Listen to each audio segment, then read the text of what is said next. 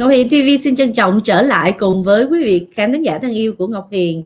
Hiện tại đó quý vị, thì Tổng thống Donald Trump đang ký 200 cái lệnh hành quyết quý vị, là Executive Order đó. Thì Ngọc Hiền xin chia sẻ cùng với quý vị những cái khoảnh khắc mà những cái việc làm mà Tổng thống Donald Trump những cái theo dõi, chúng ta sẽ theo dõi bước hành trình của Tổng thống Donald Trump ngày hôm nay, nguyên cả một ngày, rất là nhiều hoạt động của Tổng thống Donald Trump nhé. Ngọc Hiền xin chia sẻ cùng với quý vị khán thính giả, mong quý vị nhớ bấm like vô cái YouTube channel của Ngọc Hiền TV, và quý vị nào chưa có ghi danh thì mong quý vị ghi danh vô cái subscribe vô cái YouTube channel của Ngọc Hiền. Ngọc Hiền xin cảm ơn quý vị. Chào Hồ Chó Minh. Hồ Chó Minh là người đầu tiên vào coi cái livestream của Ngọc Hiền. Happy Monday quý vị có khỏe không? Hôm nay là ngày thứ hai, hôm nay là một cái ngày ngày lễ Dr. Martin Luther King, nhưng mà cũng là ngày Tổng thống Donald Trump nhận chức đó quý vị, ở tại Hoa Kỳ này, cho nên một cái ngày rất là tuyệt vời, cũng là một ngày mà thời tiết quá vô cùng khắc nghiệt, cho nên là mọi chuyện đã phải dời vào bên trong đó quý vị. Thì Ngọc Hiền, chúng ta sẽ theo dõi cái hành trình của Tổng thống Donald Trump ngày hôm nay, rất là nhiều những cái hoạt động nhé. Ok, bây giờ Ngọc Hiền xin chia sẻ nha quý vị. Ok, tiếp tục nha. Dạ, thấy Ngọc Hiền là vui rồi phải không? Thấy cái áo jacket của Ngọc Hiền đẹp không? The next one will be, excuse me. The next one will be 47 subcabinet level appointments, sir. But you don't have to sign 47.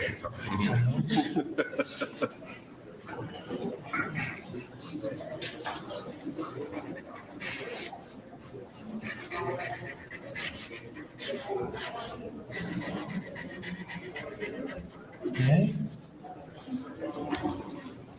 Thank you, sir. Now 31 acting designations and appointments to effectively take control of the government. Let's do that. Yeah, that's important. That's important, isn't it?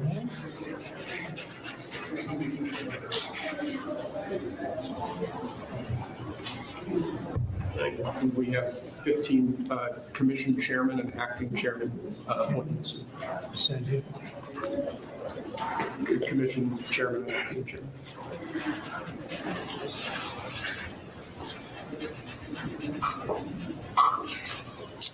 He was #1 at Harvard also. You know that? He was Good counsel. They have something in common.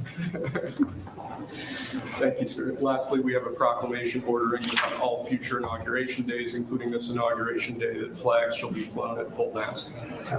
Very important.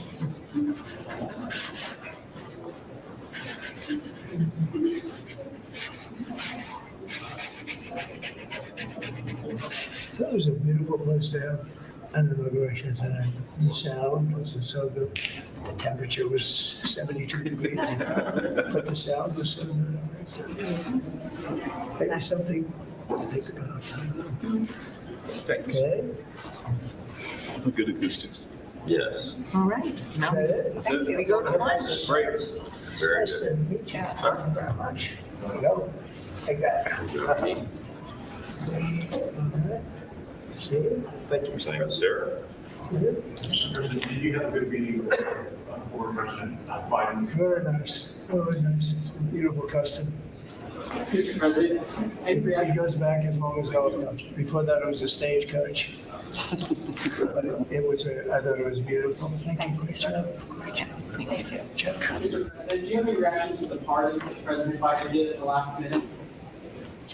Well, I'm not going to discuss it now. I think it was unfortunate that he did that. We won't discuss it now. There's plenty of time to discuss it.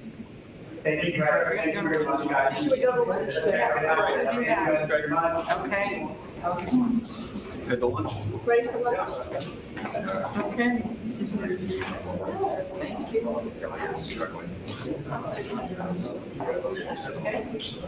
Yeah, all right. Okay. That was 3 times the number of appointments you did in 2017, sir. And one, just getting started. A lot of good work to do on the closure. Just so we're, stop it to council. Try to look at the documents. So that's what they agree with.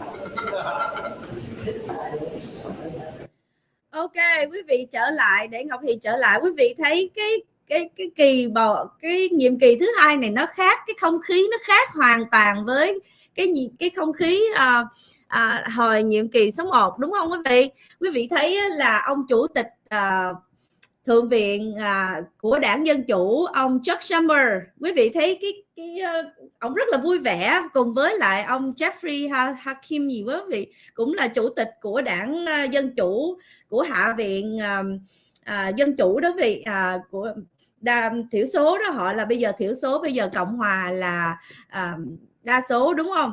Và họ rất là vui vẻ, có vẻ là Ngọc Hiền nhìn thấy là cái không khí kỳ này đó là cái administration tổng thống Donald Trump, tại vì lần thứ hai rồi, biết người nào như thế nào, mỗi một cái chức vụ đó là bổ nhiệm vào trong mỗi một thành phần, mỗi một người đó vào trong cái chức vụ đó nó đúng với chức vụ đó, và người nào trung thành, người nào làm việc được, và người nào không có cái kiểu mà rhino, cái kiểu mà phản phúc, giống như là ông John Bolton hay là bà Liz Cheney hay là ông Mike Pence hay là những người mà Paul Ryan, những người đó quý vị đó, quý vị thấy rõ ràng chưa quý vị? Cho nên á, là kỳ này thấy cái không khí Ngọc Hiền cảm thấy là họ rất là vui vẻ, ấm cúng, và giống như là họ muốn I don't know, nhưng mà tại vì chắc có lẽ là ngày hôm nay là ngày lễ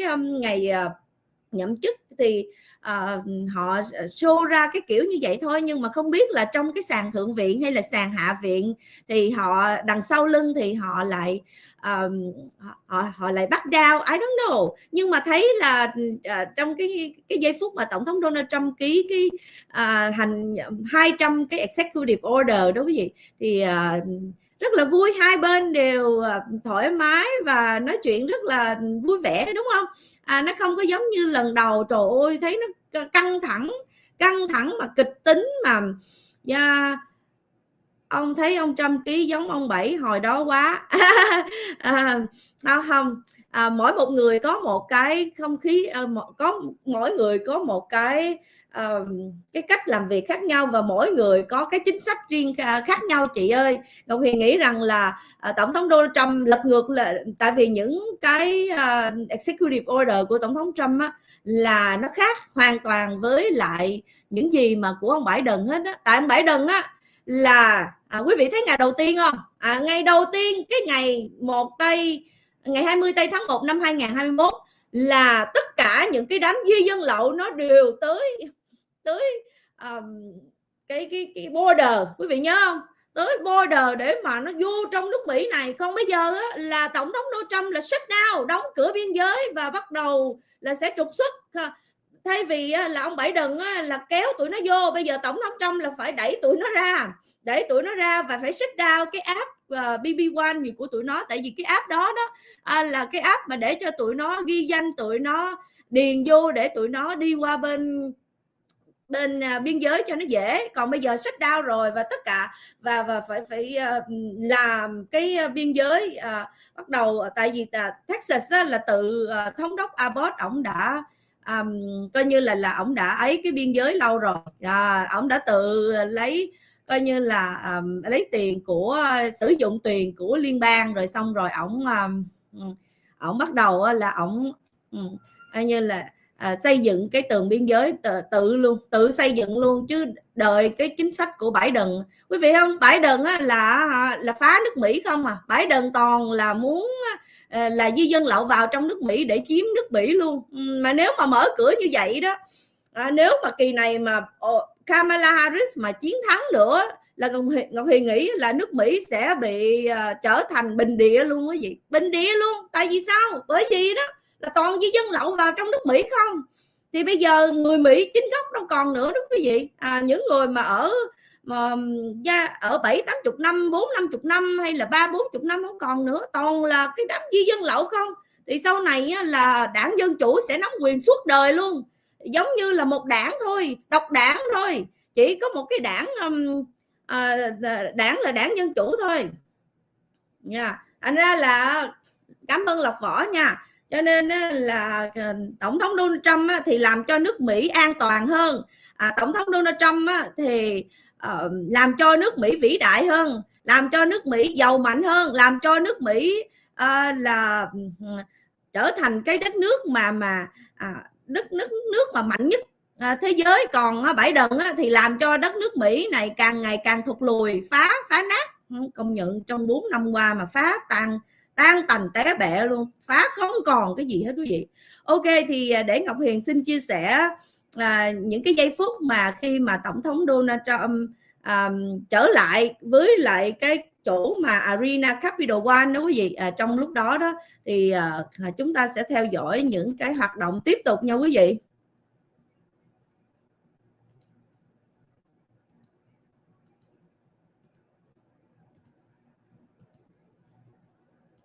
They've been in business for a long time. They know exactly what they're doing. And if you're somebody who has watched your taxes year after year pile up, maybe you're making payments on those taxes in order just to stay off the IRS's bad list. Well, you know what? It really piles up. And over time, if you don't take care of business, they could actually seize your property. So this is something that you want to handle as soon as you can. Property seizures are a reality if you do not take action. Tax Network USA, they've helped taxpayers save over $1 billion in tax debt. They filed over 10,000 tax returns. So they know exactly what to do. Once they see how much debt you're in, they will make a plan personalized just for you. And they know the levers to pull to make sure that you're taking. Oh no, sorry. Ngọc Hiền bấm bị lộn.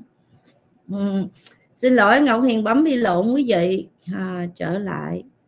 Oh man.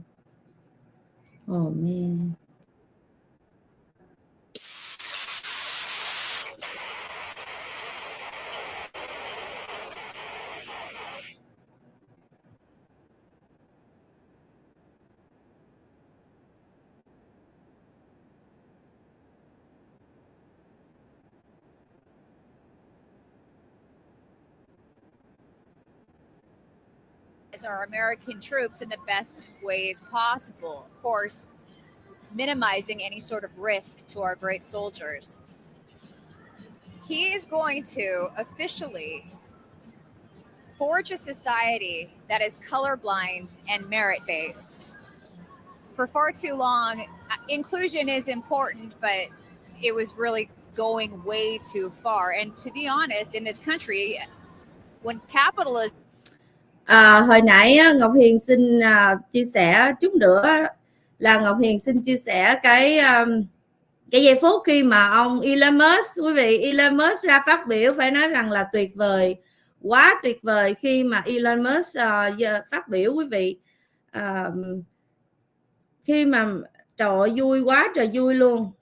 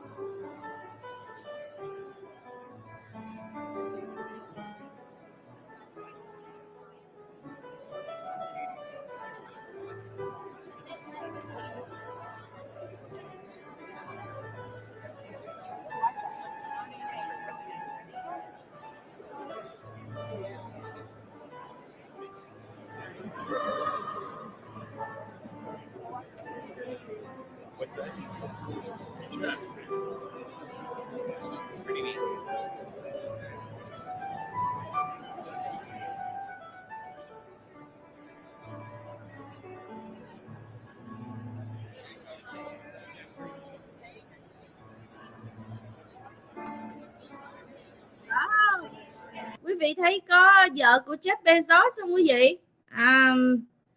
Vợ của Jeff Bezos trong đó. Nè, vợ của Jeff Bezos nè. Nói chuyện với lời ông Macron đây là vợ của Mark Zuckerberg rồi. Mark Zuckerberg nè. Ông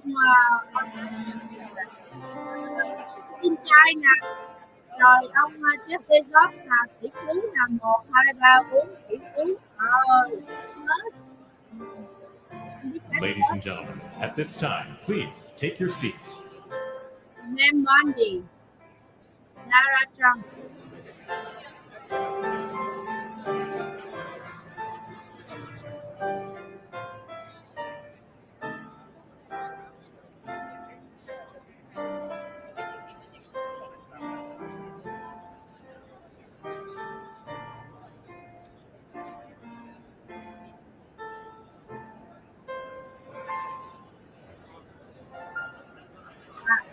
GNC của Jeff Bezos một cái hả? Xin trai nè.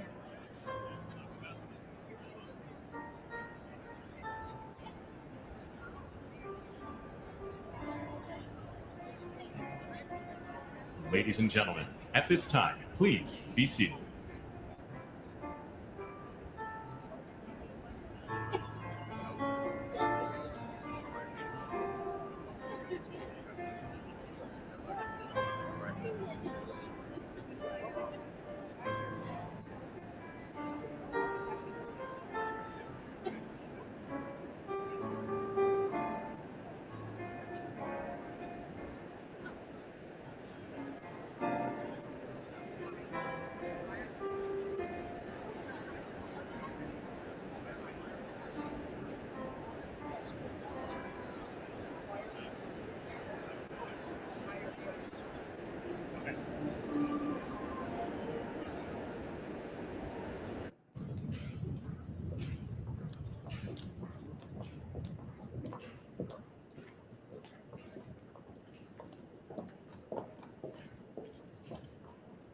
Đi đầu là ông tối cao pháp viện John Roberts, ông thứ hai là Alito, ông thứ ba là Thomas, ông thứ tư không biết tên.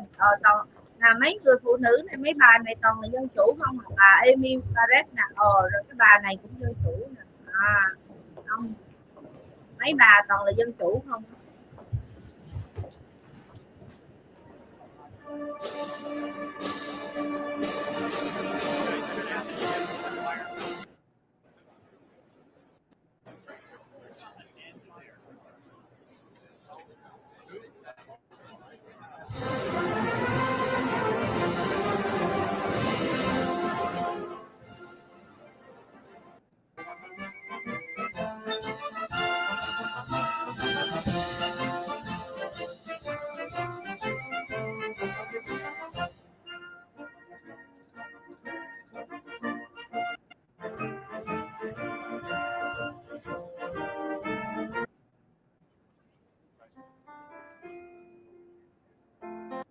Marilyn Quayle and the Honorable Michael Pence.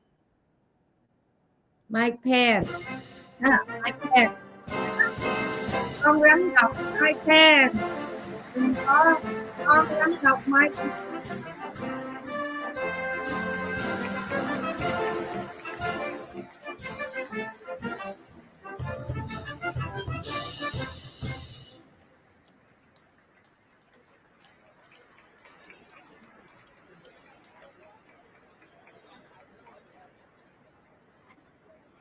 Chị thấy ông Milai đây không? Đó, ông tổng thống của Argentina.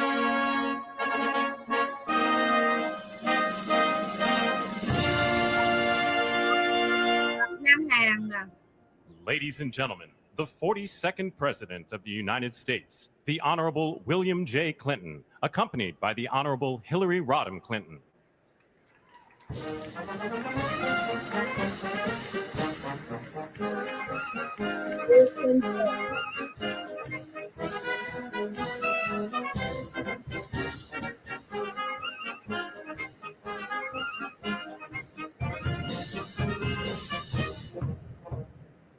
Ông Dana White nè, quý vị, ông Dana White, chủ của UFC đó, Benediction.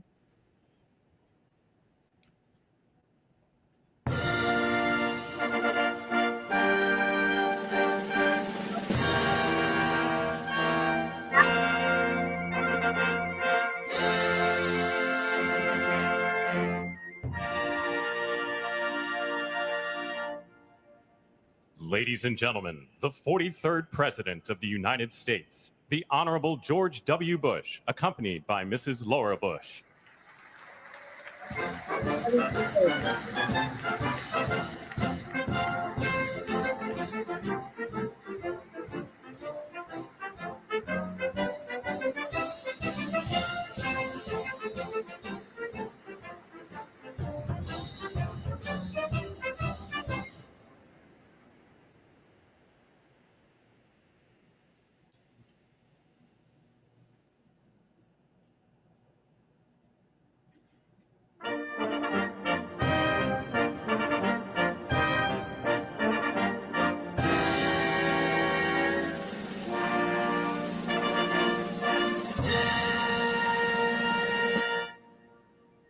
Ladies and gentlemen, the 44th President of the United States, the Honorable Barack H. Obama.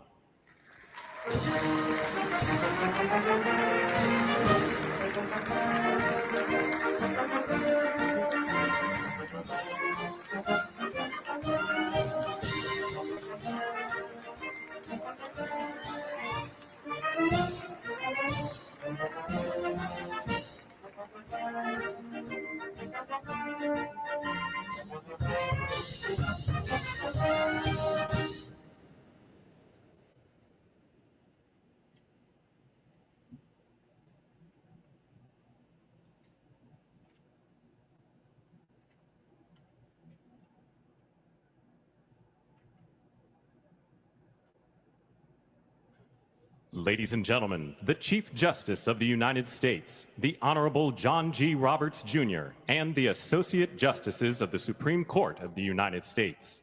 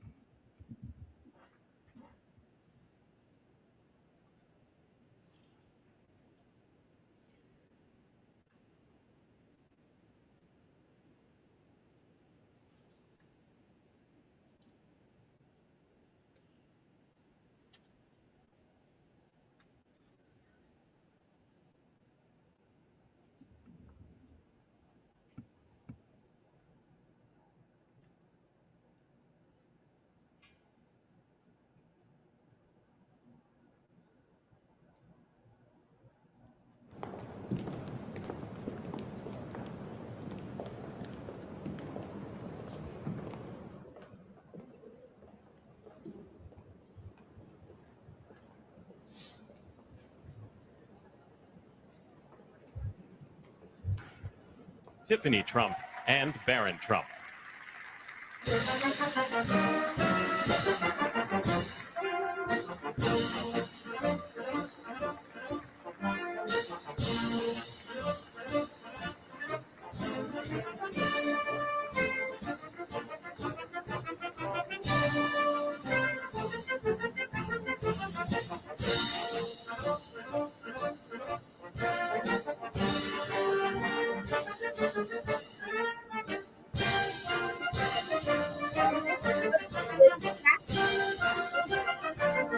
Đúng không ạ?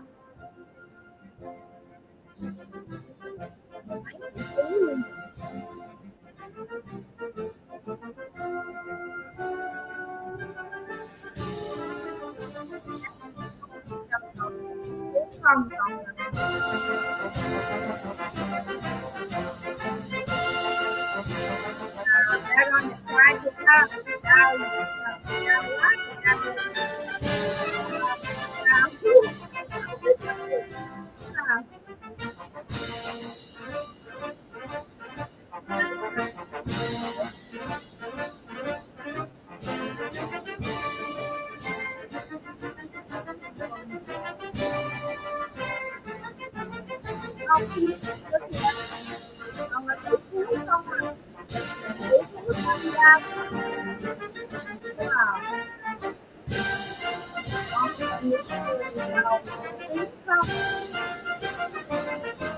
cũng là tỷ phú cho bác sĩ.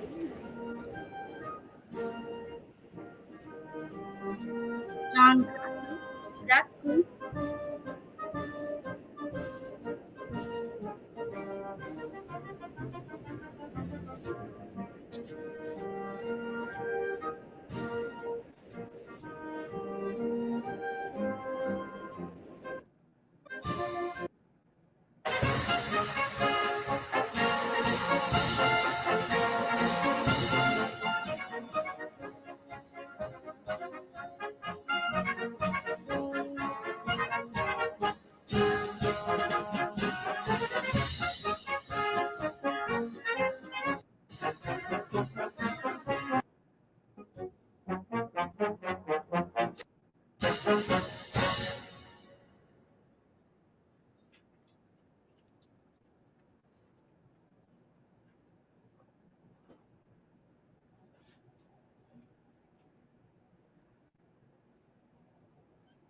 Đây là ông Chủ tịch Quốc hội John.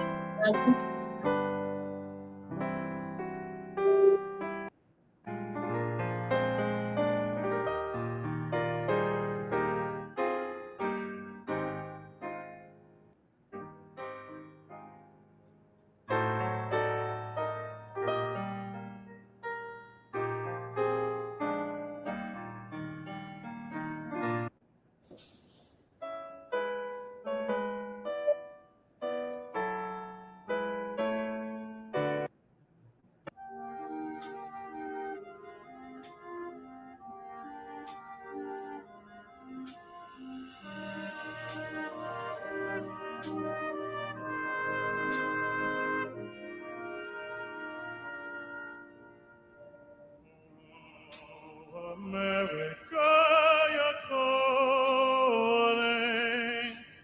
I can hear you calling me. You're calling me to be true to thee, true to thee. I will be. Oh, America, no weeping, let there be wounded heart. Will keep you in my keeping till there be a new start. Đầu sậu của Đảng Dân Chủ đó nha. Có tổng thống, có tổng thống, chủ tịch hạ viện của Đảng Dân Chủ và hai ranking official của Đảng Dân Chủ đang bước ra.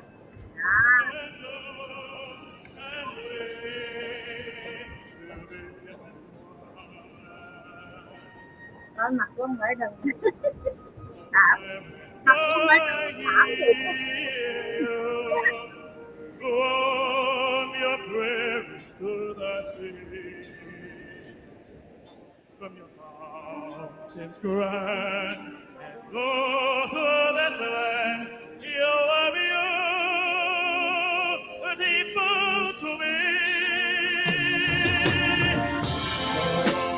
Oh, America, you're calling. I can hear you calling me. You're calling me to pay to thee, to thee. Oh, I will be.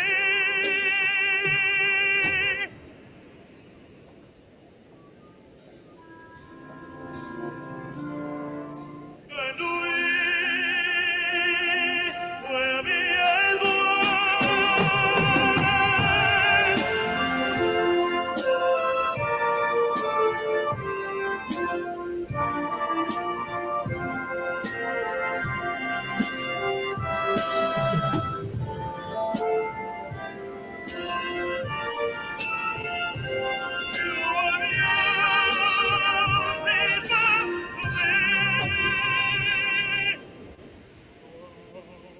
America, you're calling.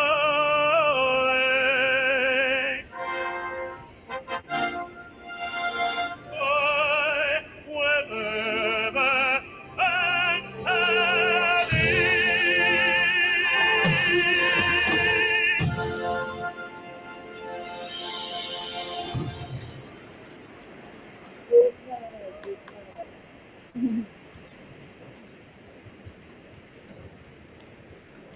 Bây giờ tới những thành viên mà có chức vụ cao cấp của hai lưỡng đảng, chủ tịch thượng viện của đảng Dân Chủ ông Chuck Schumer, ông Steve Scalise, tội nghiệp ông mới bị ung thư máu, tội nghiệp với ông chủ tịch Quốc hội. The Honorable Jackie Barber, the Clerk of the House of Representatives, the Honorable Kevin F. McCumber, Mr. John Bessler, Mrs. Kelly Johnson, Mrs. Iris Weinschall Schumer, and Mrs. Jennifer Scalise.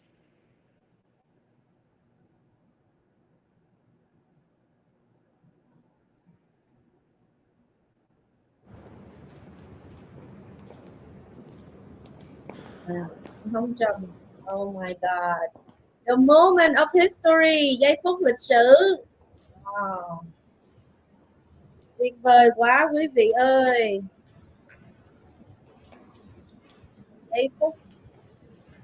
Giây phút này là giây phút phải nói rằng là giây phút mà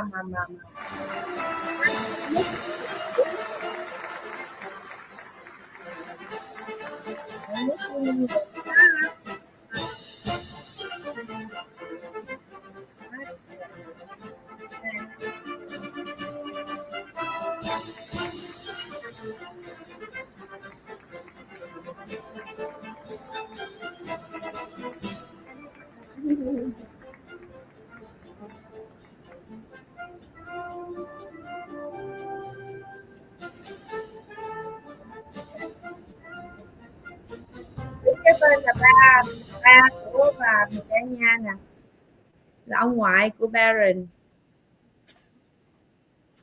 Đẹp quá à. Người nào cũng đẹp hết.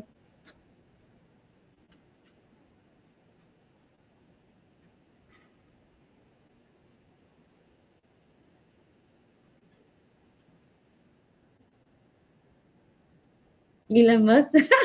Quý vị thấy nhìn cái mặt Elon Musk mắc cười không? Ngọc Hiền thấy mặt Elon Musk mắc cười. Ladies and gentlemen, escorting the President of the United States and the Vice President of the United States, Ranking Member of the Joint Congressional Committee on Inaugural Ceremonies, the Honorable Deb Fischer, House Democratic Leader, the Honorable Hakeem Jeffries, and Senate Majority Secretary, the Honorable Robert Duncan.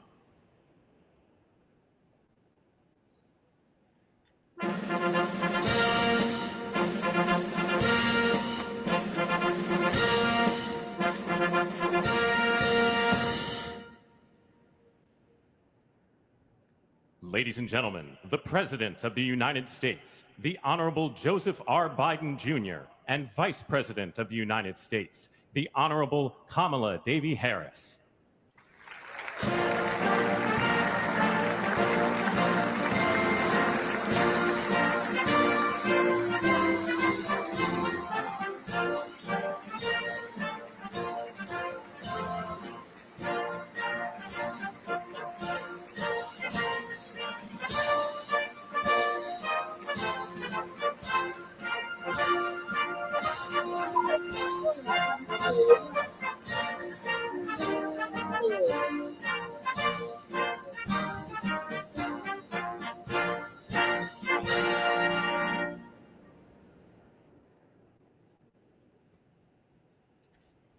Ladies and gentlemen, escorting the Vice President-elect, the Executive Director for the Joint Congressional Committee on Inaugural Ceremonies, Mr. Michael Wagner, Senate Deputy Sergeant-at-Arms and Doorkeeper, Jason Bell, and House Deputy Sergeant-at-Arms, Mr. Sean Keating.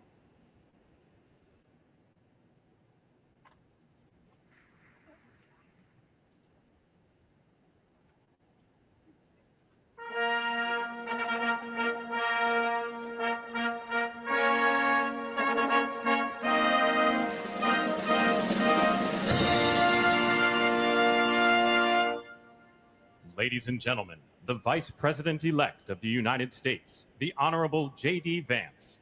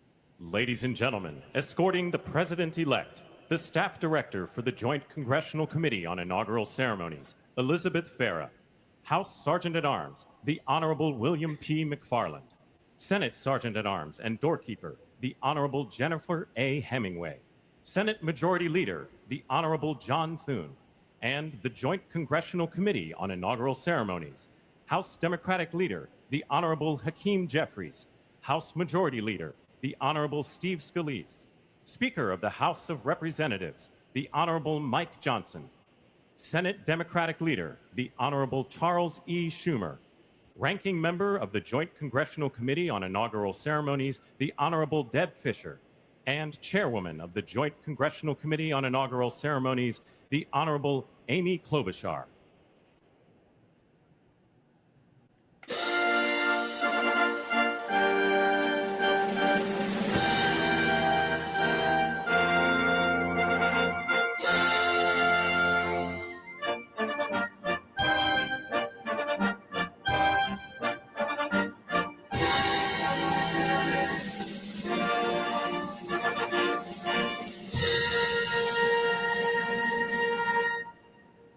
Ladies and gentlemen, the President-elect of the United States, the Honorable Donald John Trump.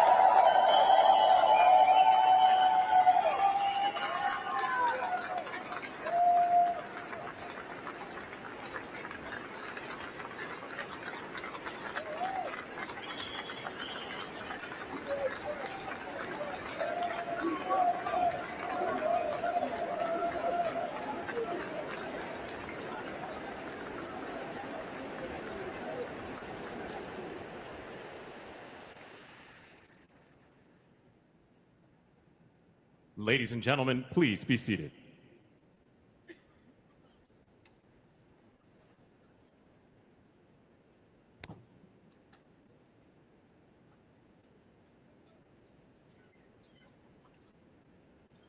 Hai cuốn kinh thánh nha quý vị. Một cuốn kinh thánh á, là cuốn kinh thánh của Quốc hội Hoa Kỳ, của Hoa Kỳ.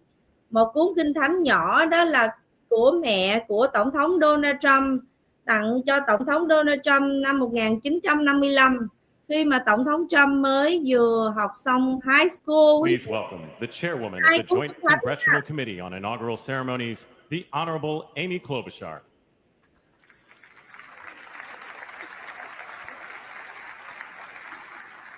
Good morning, everyone. Welcome to the 60th presidential inauguration. Today, President-elect Trump and Vice President-elect Vance will take their oaths of office, and we will witness the peaceful transfer of power at the heart of our democracy.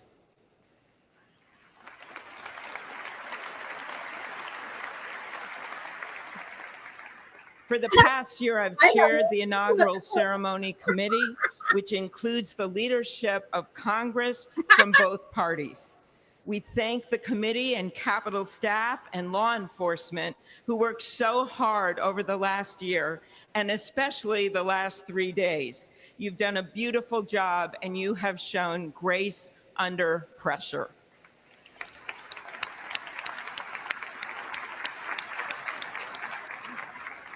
Our theme this year is our enduring democracy.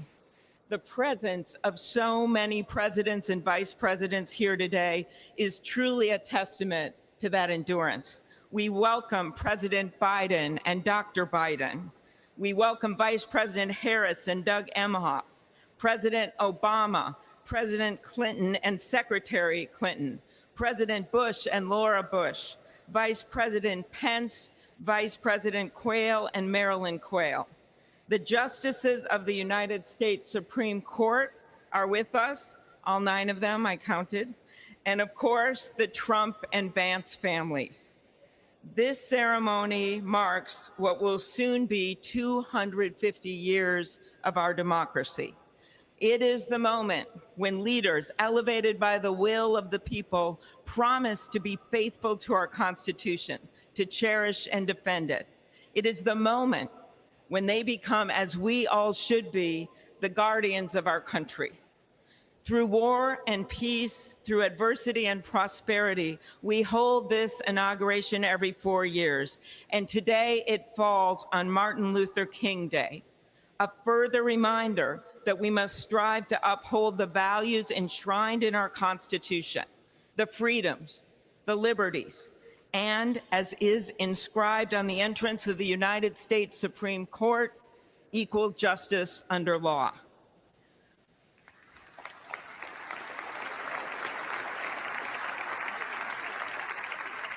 But what makes this moment more than a passing ceremony is all who are watching it across the country, the people of this nation, the ordinary people doing extraordinary things.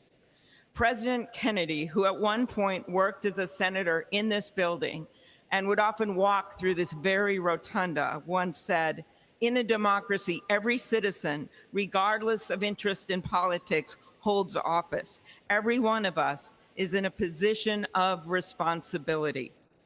With that responsibility of citizenship comes an obligation not to seek out malice, as President Lincoln once reminded us, but to view others with a generosity of spirit, despite our differences. With that responsibility of leadership comes an obligation to stand our ground when we must and find common ground when we can. With everything swirling around us, the hot mess of division, it is on all of us, to quote an incredible songwriter who just happened to be born in my state, to ensure that our nation's democracy is our shelter from the storm. There's a reason this ceremony takes place at the Capitol. In other countries, it might be in a presidential palace or a gilded executive office building. Here it is traditionally held at the Capitol, the People's House. It is a fitting reminder of the system of checks and balances that is the very foundation of our government, 3 equal branches of government. That is how, for nearly 250 years, our great American experiment, grounded in the rule of law, has endured. So, as we inaugurate a new president and vice president, let us remember that the power of those in this room comes from the people. The construction workers who build our country, the teachers and healthcare workers who nurture us, the troops defending our freedoms, and yes, the firefighters in Los Angeles putting themselves on the line for us.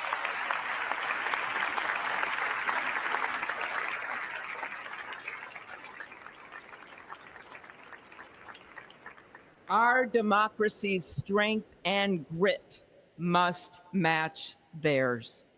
May God bless our nation. Thank you.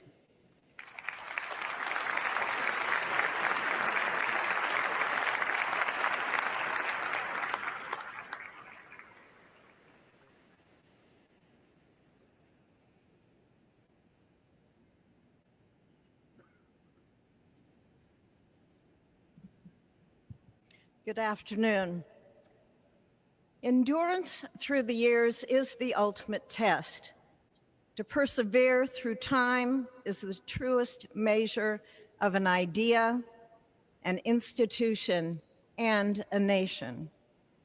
Our founders wrote the Constitution so that America could withstand all the twists and turns of time. They wrote it to guide us and to preserve forever our right of life, liberty, and the pursuit of happiness. But as much as the truths and principles enshrined in our Constitution remain the same, our democracy promises the American people the power to change, to chart their own destiny. That's the beauty. That is the importance of democracy. It allows the endurance, the permanence of a nation through change.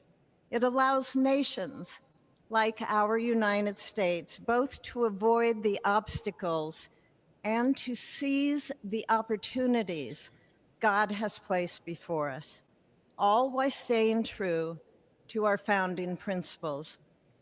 Today is our country's 60th inauguration ceremony. Like all the others before it, it is a celebration of our right to set our uniquely American course. The past several years have been trying at times for many, many Americans, and also for the nations of the free world that we humbly strive to lead. In November, Americans chose again to steer this nation towards greatness, the secure, safe, and prosperous future that our founders envisioned for all of us. And today, we celebrate not only their decision to do so, but also the simple right and wisdom of a free people to make their own choice so that their nation might endure. And now, allow me to welcome Archbishop Timothy Dolan and Reverend Franklin Graham, who will deliver our invocation. Please rise.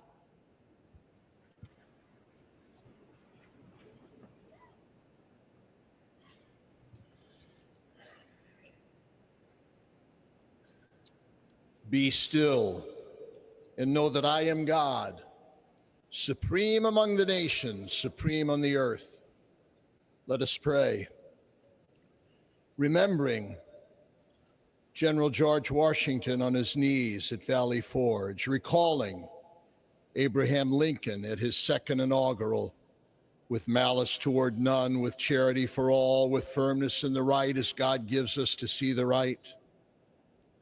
Remembering General George Patton's instructions to his soldiers as they began the Battle of the Bulge 8 decades ago. Pray. Pray when fighting. Pray alone. Pray with others. Pray by night. Pray by day. Observing the birthday of the Reverend Martin Luther King, who warned, without God, our efforts turn to ashes.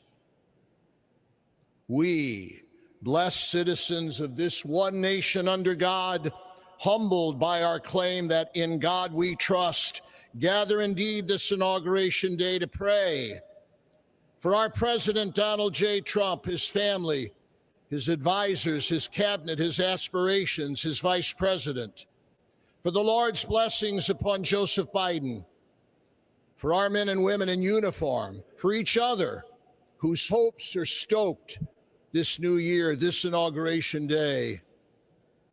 We cannot err in relying upon that prayer from the Bible, upon which our president will soon place his hand in oath, as we make our own the supplications of King Solomon for wisdom as he began his governance.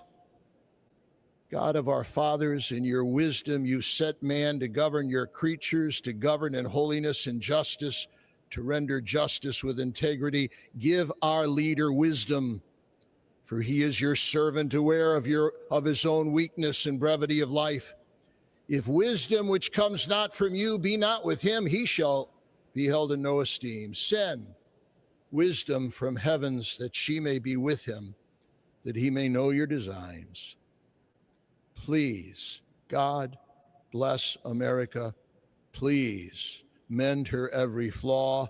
You are the God in whom we trust, who lives and reigns forever and ever. Amen. Amen.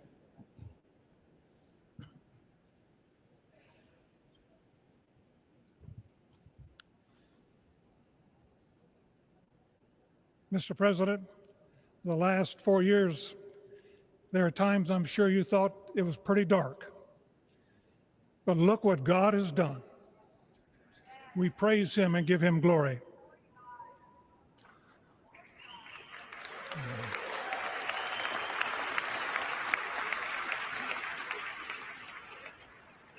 Let us pray. Our Father and our God, thou hast said, blessed is the nation whose God is the Lord. As the prophet Daniel prayed, blessed be the name of God forever and ever. For wisdom and might are his. He changes the times and the seasons. He removes kings. He raises up kings. He gives wisdom to the wise and knowledge to those who have understanding.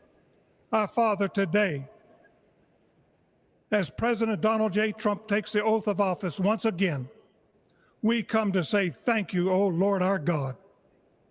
Father, when Donald Trump's enemies thought he was down and out, you and you alone saved his life and raised him up with strength and power by your mighty hand.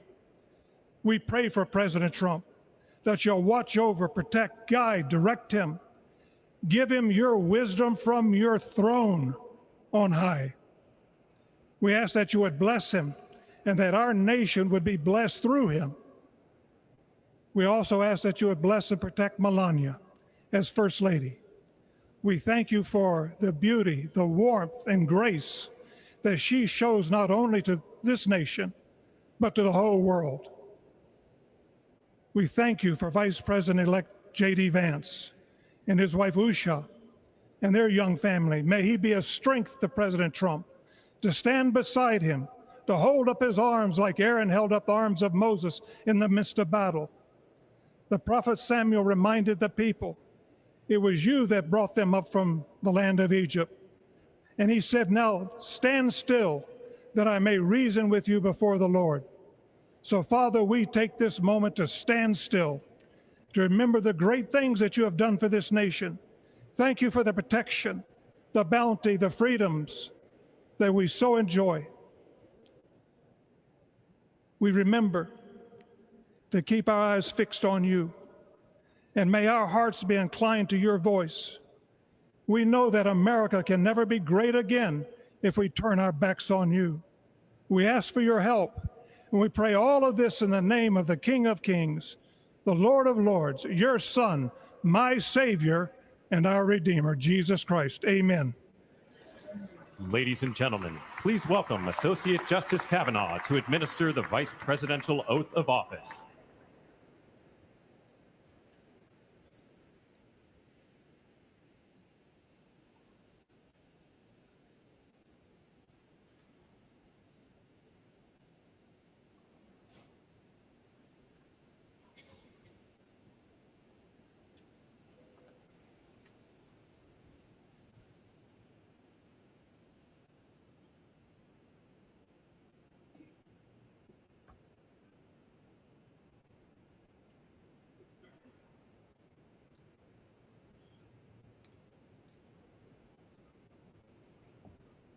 Please raise your right hand and repeat after me. I, James David Vance, do solemnly swear. I, James David Vance, do solemnly swear that I will support and defend the Constitution of the United States. That I will support and defend the Constitution of the United States. Against all enemies, foreign and domestic. Against all enemies, foreign and domestic. That I will bear true faith. That I will bear true faith. And allegiance to the same. And allegiance to the same. That I take this obligation freely. That I take this obligation freely. Without any mental reservation. Without any mental reservation. Or purpose of evasion. Or purpose of evasion. And that I will well and faithfully discharge. And that I will well and faithfully discharge. The duties of the office. The duties of the office. On which I am about to enter. On which I am about to enter. So help me God. So help me God. Congratulations, Mr. Vice President.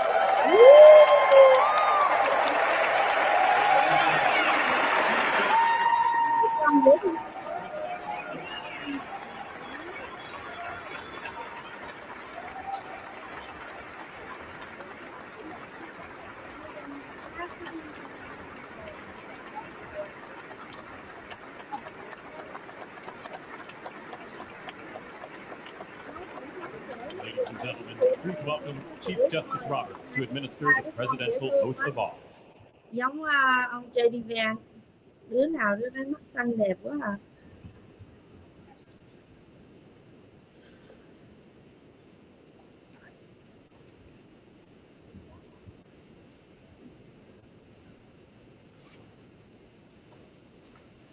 Please raise your right hand and repeat after me.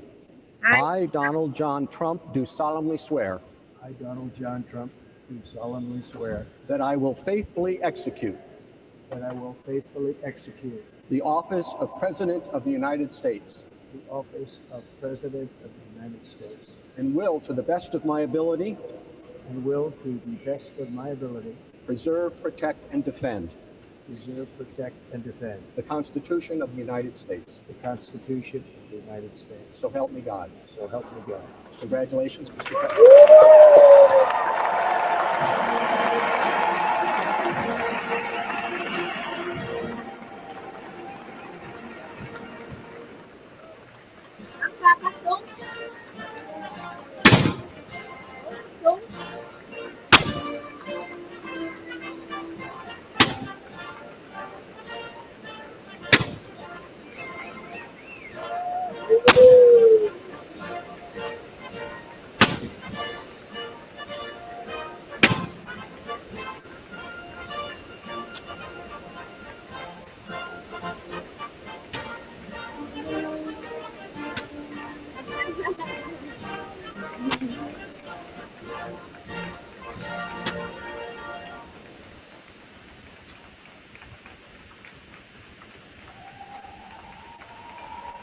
Cái sách kinh thánh đó, một cuốn ở dưới là tổng thống đầu tiên của Hamilton Từ năm 1891 khi mà tổng thống Abraham Lincoln tuyên thệ, còn cuốn sách thứ hai là do mẹ của tổng thống Trump tặng từ năm 1955 này quý vị. Cho nên quý vị thấy hai cuốn sách Kinh Thánh không?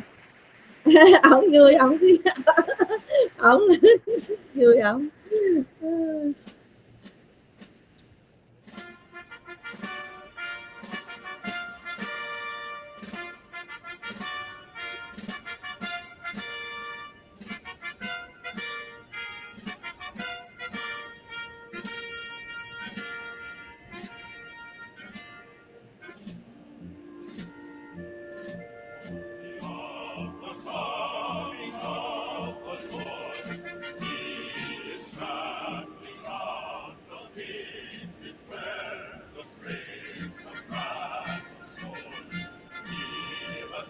Đi ra đi thôi, ông đứng không đi ra ông dễ sợ. Ông cụ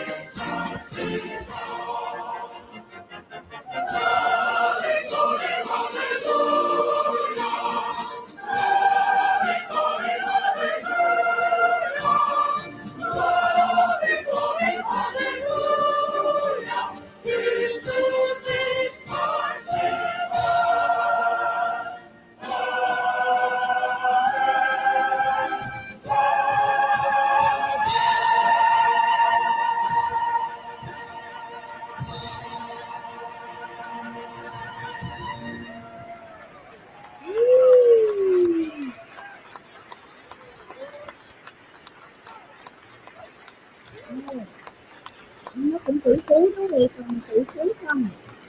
Vẫn còn vừa. Vừa vừa.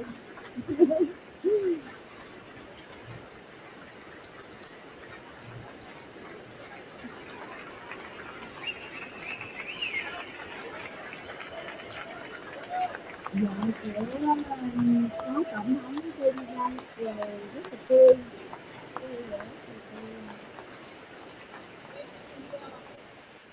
It is my honor and pleasure to introduce to you the 45th and the 47th President of the United States of America, Donald J. Trump.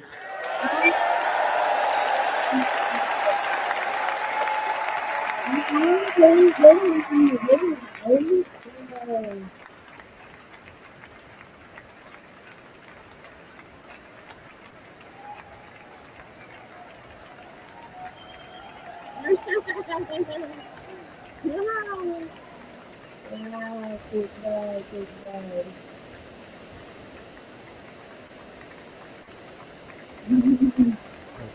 Thank you very much, everybody. Well, thank you very, very much.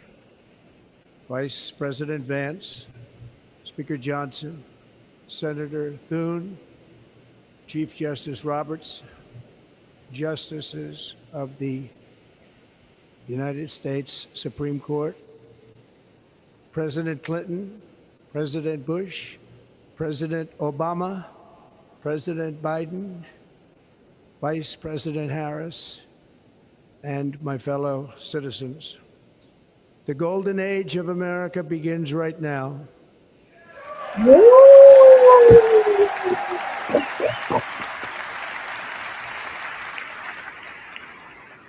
From this day forward, our country will flourish and be respected again all over the world. We will be the envy of every nation, and we will not allow ourselves to be taken advantage of any longer. During every single day of the Trump administration, I will very simply put America first. Yes.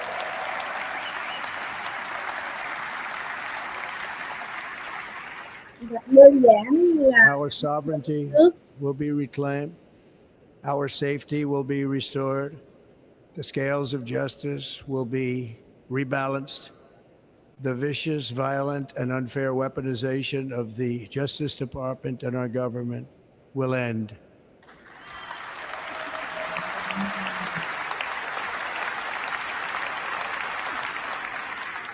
And our top priority will be to create a nation that is proud, prosperous, and free.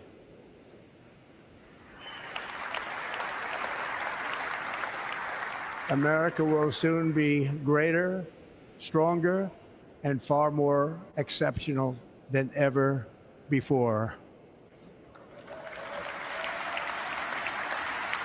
I return to the presidency confident and optimistic that we are at the start of a thrilling new era of national success. A tide of change is sweeping the country. Sunlight is pouring over the entire world. And America has the chance to seize this opportunity like never before. But first, we must be honest about the challenges we face. While they are plentiful, they will be annihilated by this great momentum that the world is now witnessing in the United States of America. As we gather today, our government confronts a crisis of trust. For many years, a radical and corrupt establishment has extracted power and wealth from our citizens while the pillars of our society lay broken and seemingly in complete disrepair. We now have a government that cannot manage even a simple crisis at home, while at the same time stumbling into a continuing catalog of catastrophic events abroad. It fails to protect our magnificent, law-abiding American citizens, but provides sanctuary and protection for dangerous criminals, many from prisons and mental institutions that have illegally entered our country from all over the world. We have a government that has given unlimited funding to the defense of foreign borders, but refuses to defend American borders or, more importantly, its own people. Our country can no longer deliver basic services in times of emergency, as recently shown by the wonderful people of North Carolina, been treated so badly.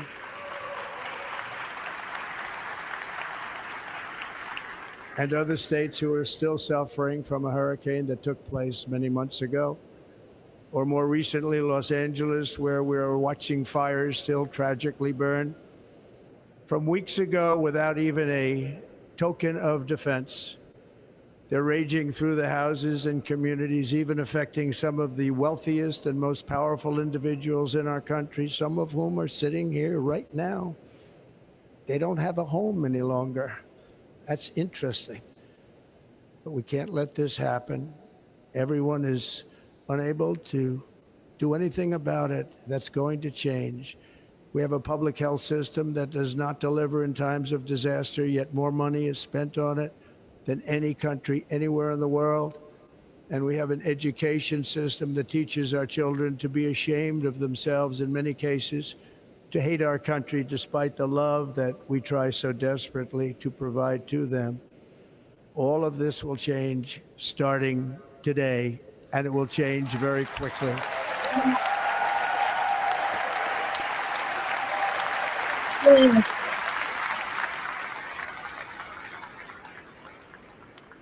My recent election is a mandate to completely and totally reverse a horrible betrayal and all of these many betrayals that have taken place, and to give the people back their faith, their wealth, their democracy, and indeed their freedom. From this moment on, America's decline is over.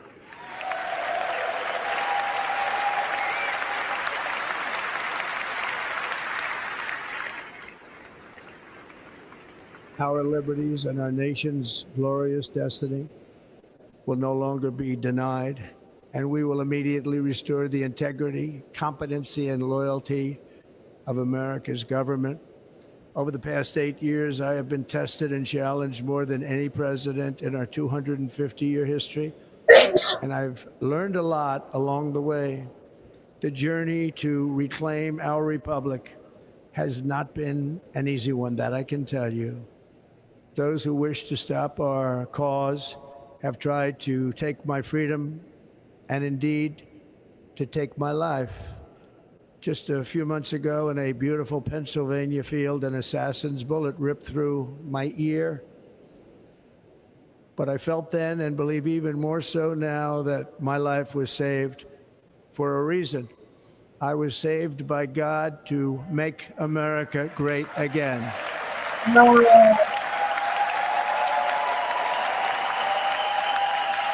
Quý vị thấy tất cả mọi người đều đến sự của ông Biden đó là bạn ấy.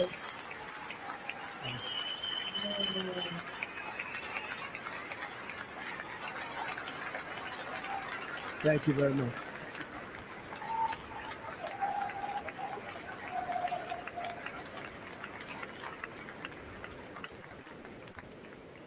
That is why each day under our administration of American patriots, we will be working to meet every crisis with dignity and power and strength.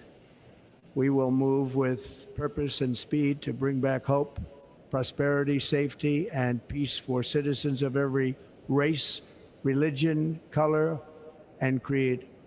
For American citizens, January 20th, 2025 is Liberation Day.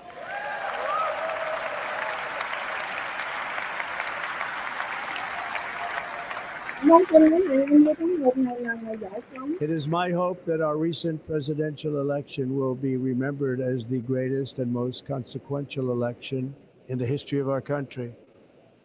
As our victory showed, the entire nation is rapidly unifying behind our agenda with dramatic increases in support from virtually every element of our society, young and old, men and women, African Americans, Hispanic Americans, Asian Americans, urban, suburban, rural, and very importantly, we had a powerful win in all 7 swing states. And the popular vote, we won by millions of people.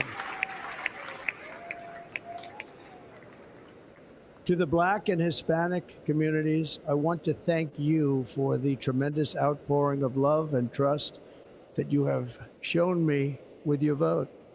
We set records, and I will not forget it.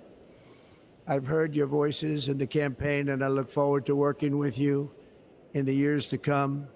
Today is Martin Luther King Day, and his honor, this will be a great honor, but in his honor, we will strive together to make his dream a reality. We will make his dream come true.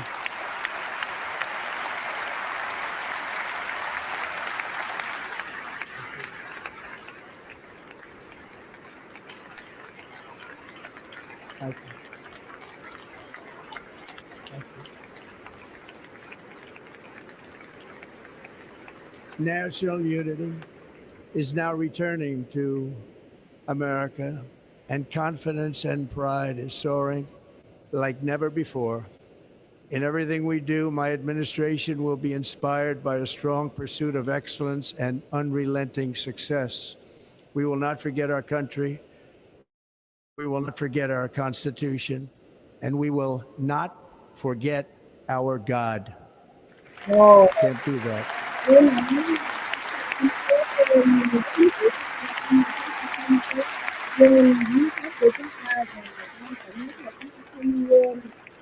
Today, I will sign a series of historic executive orders. With these actions, we will begin the complete restoration of America and the revolution of common sense. It's all about common sense. First, I will declare a national emergency at our southern border. Yes. Yes. Bây giờ là trước tiên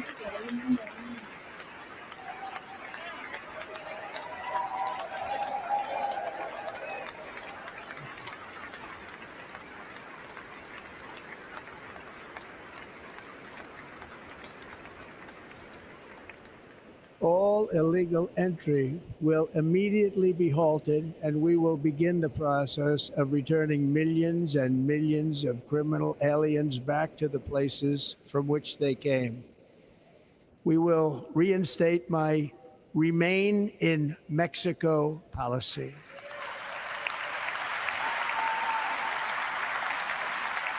I will end the practice of catch and release.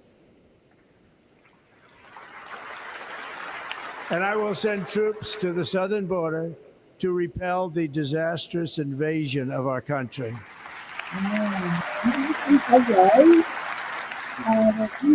Under the orders I signed today, we will also be designating the cartels as foreign terrorist organizations.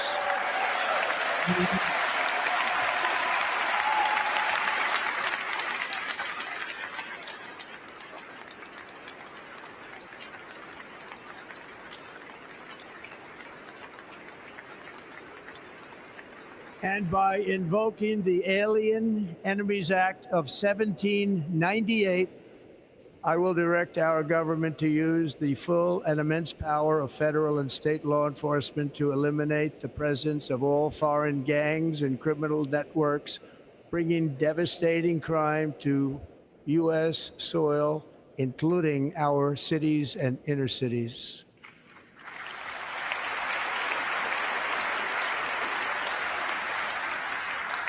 As Commander-in-Chief, I have no higher responsibility than to defend our country from threats and invasions, and that is exactly what I am going to do. We will do it at a level that nobody's ever seen before.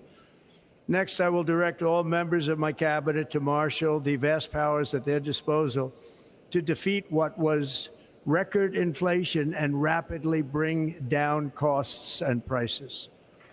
Wow! The inflation crisis was caused by massive overspending and escalating energy prices, and that is why today I will also declare a national energy emergency. We will drill, baby, drill.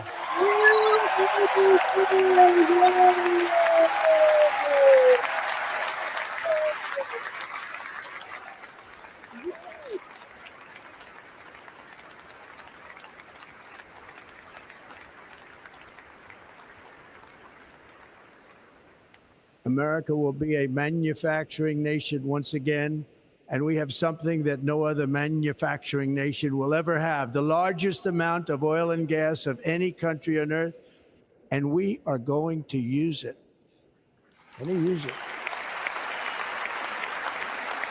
We will bring prices down, fill our strategic reserves up again right to the top, and export American energy all over the world. We will be a rich nation again, and it is that liquid gold under our feet that will help to do it. With my actions today, we will end the Green New Deal and we will revoke the electric vehicle mandate, saving our auto industry and keeping my sacred pledge to our great American auto workers.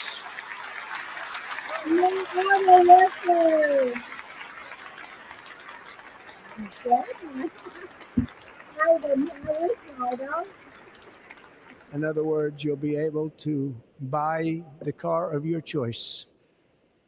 We will build automobiles in America again at a rate that nobody could have dreamt possible just a few years ago. And thank you to the auto workers of our nation for your inspiring vote of confidence. We did tremendously with their vote. I will immediately begin the overhaul of our trade system to protect American workers and families.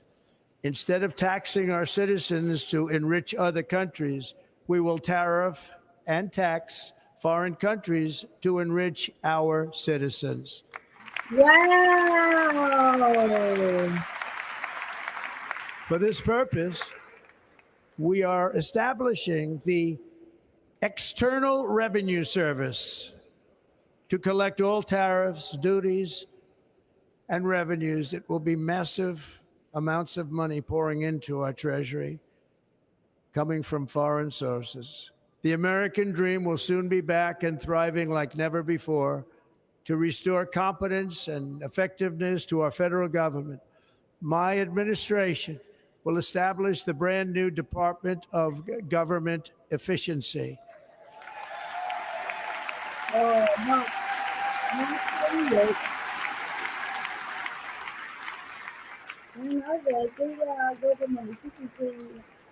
After years and years of illegal and unconstitutional federal efforts to restrict free expression, I will also sign an executive order to immediately stop all government censorship and bring back free speech to America. Yay! Yay!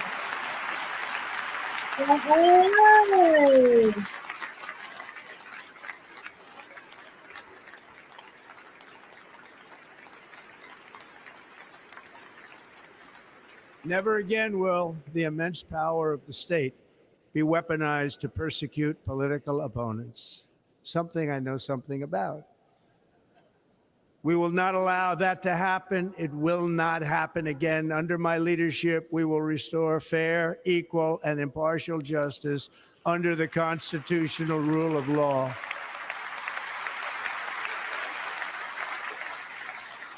And we are going to bring law and order back to our cities. This week, I will also end the government policy of trying to socially engineer race and gender into every aspect of public and private life.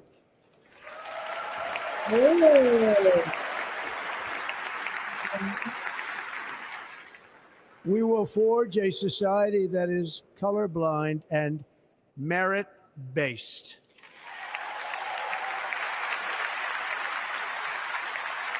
As of today, it will henceforth be the official policy of the United States government that there are only two genders, male and female. Yeah.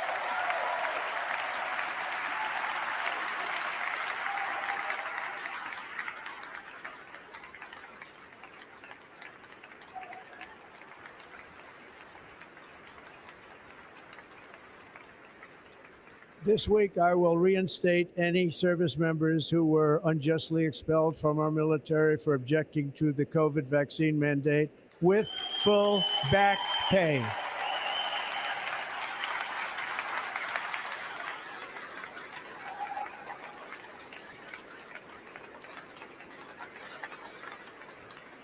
And I will sign an order to stop our warriors from being subjected to radical political theories and social experiments while on duty. It's going to end immediately. Our armed forces will be freed to focus on their sole mission, defeating America's enemies.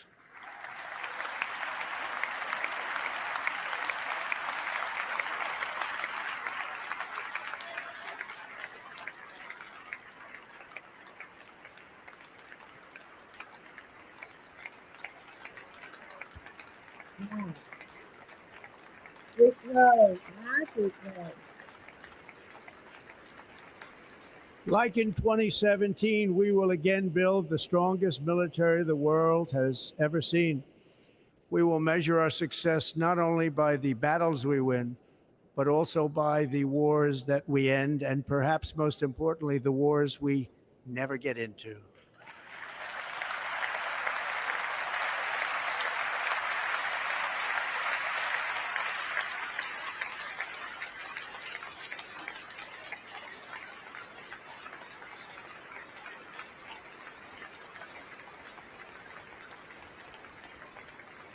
My proudest legacy will be that of a peacemaker and unifier. That's what I want to be, a peacemaker and a unifier. I'm pleased to say that as of yesterday, one day before I assumed office, the hostages in the Middle East are coming back home to their families.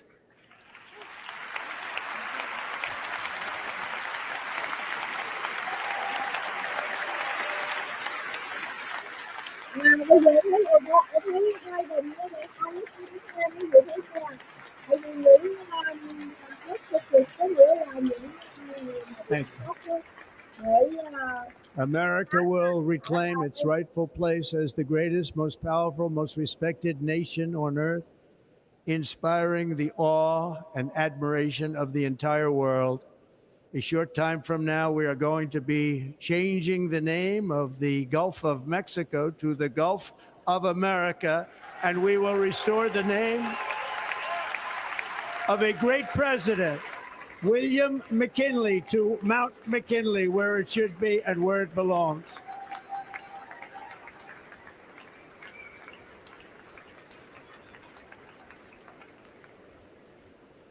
President McKinley made our country very rich through tariffs and through talent. He was a natural businessman and gave Teddy Roosevelt the money for many of the great things he did, including the Panama Canal, which has foolishly been given to the country of Panama after the United States. The United States, I mean, think of this, spent more money than ever spent on a project before and lost 38,000 lives in the building of the Panama Canal. We have been treated very badly from this foolish gift that should have never been made, and Panama's promise to us has been broken. The purpose of our deal and the spirit of our treaty has been totally violated. American ships are being severely overcharged and not treated fairly in any way, shape, or form, and that includes the United States Navy. And above all, China is operating the Panama Canal, and we didn't give it to China, we gave it to Panama, and we're taking it back.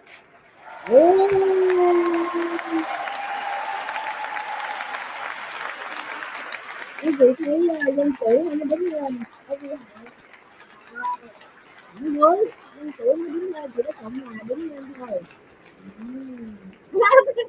Above all, my message to Americans today is that it is time for us to once again act with courage, vigor, and the vitality of history's greatest civilization.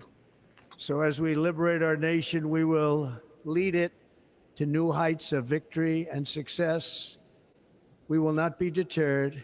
Together, we will end the chronic disease epidemic and keep our children safe, healthy, and disease-free.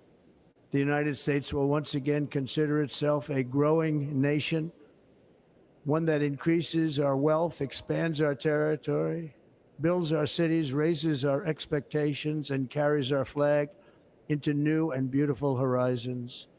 And we will pursue our manifest destiny into the stars, launching American astronauts to plant the stars and stripes on the planet Mars.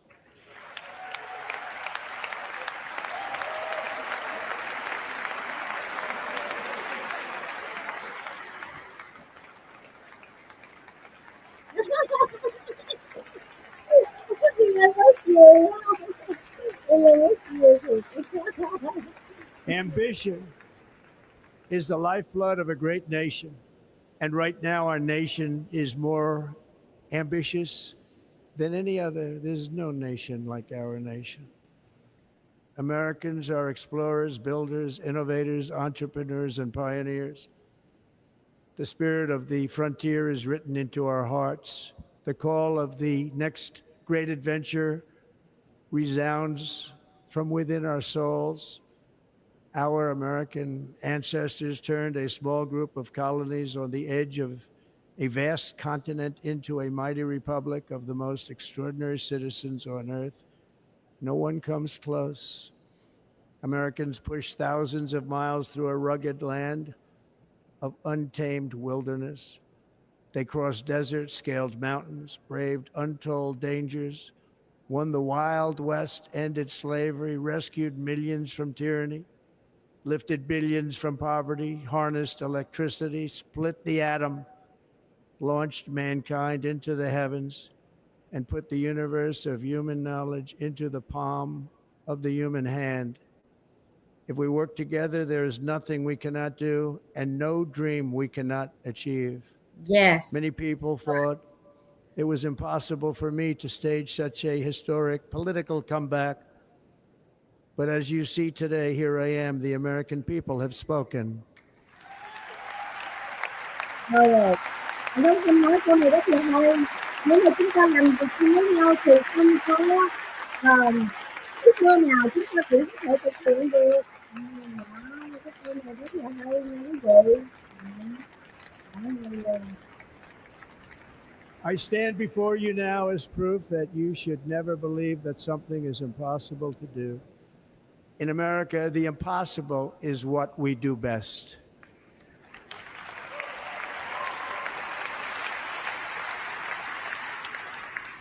From New York to Los Angeles, from Philadelphia to Phoenix, from Chicago to Miami, from Houston to right here in Washington, D.C., our country was forged and built by the generations of patriots who gave everything they had for our rights and for our freedom.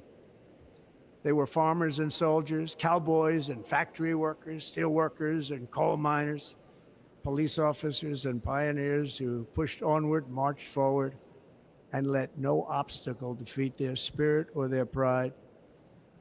Together they laid down the railroads, raised up the skyscrapers, built great highways, won 2 world wars, defeated fascism and communism, and triumphed over every single challenge that they faced. After all we have been through together, we stand on the verge of the 4 greatest years in American history. With your help, we will restore America's promise, and we will rebuild the nation that we love, and we love it so much. We are one people, one family, and one glorious nation under God. So to every parent who dreams for their child and every child who dreams for their future, I am with you, I will fight for you, and I will win for you. We are going to win like never before.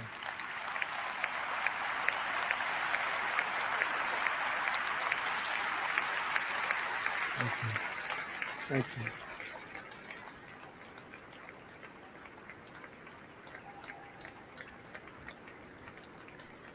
Thank you. Thank you.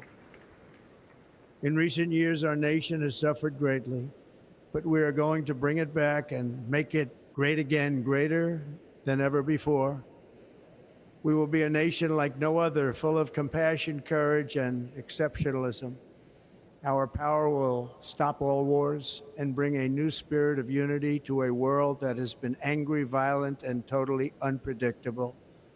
America will be respected again and admired again, including by people of religion, faith, and goodwill.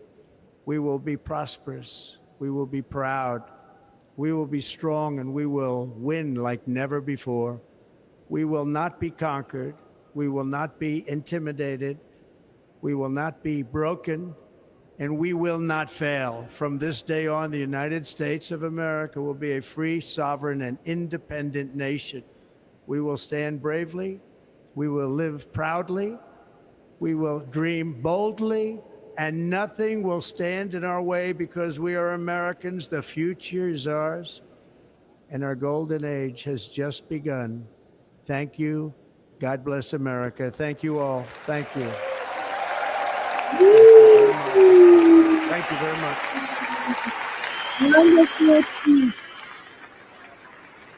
Tuyệt vời quá, Tổng thống Donald Trump gặp những nói những tin rất là hay như thế này.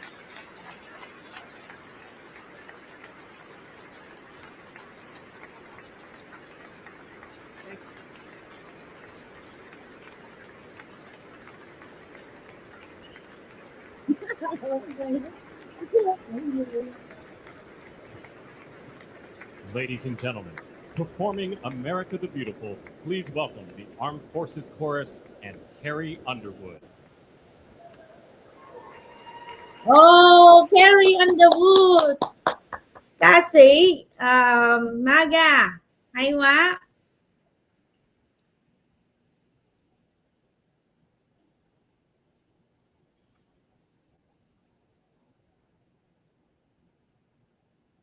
Ca sĩ nổi tiếng nha quý vị.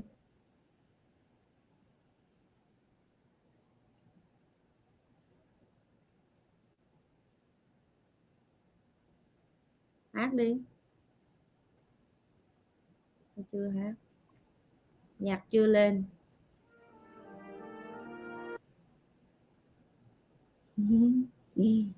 Nhạc chưa lên. Cô này là ca sĩ nổi tiếng của từ American Idol đó. Cổ là MAGA, ca sĩ MAGA nổi tiếng á. Khi mà nghe nói là cổ hát ở đây á, xong rồi đám mà cánh tả quý vị, trời ơi nó nói xấu, nó chửi quá trời chửi, nó kiếm chuyện cô này quá trời luôn. Carrie Underwood nè.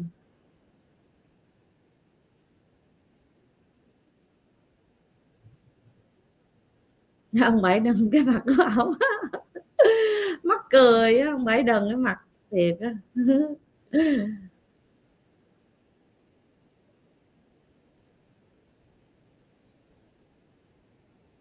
Ủa, what happened to the music? Sao vậy?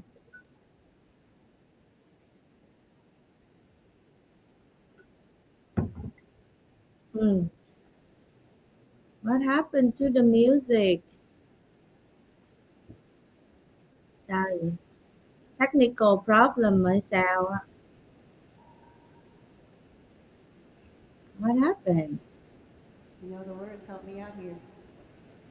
Oh, beautiful for spacious skies, for amber waves of gray, for purple mountain majesties above the fruited plain.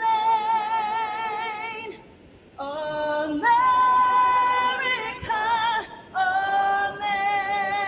America, God shed His grace on thee and crown thy good with brotherly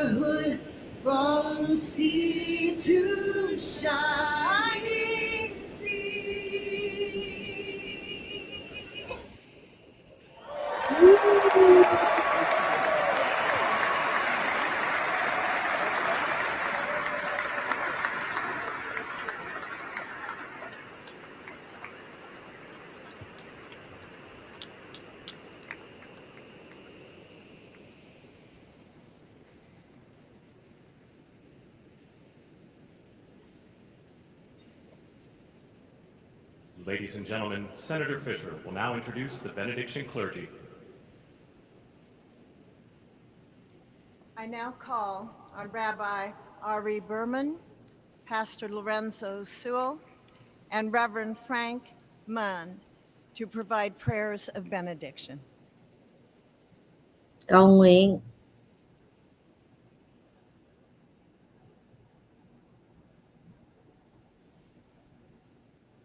Lãnh đạo tôn giáo lên để cầu nguyện.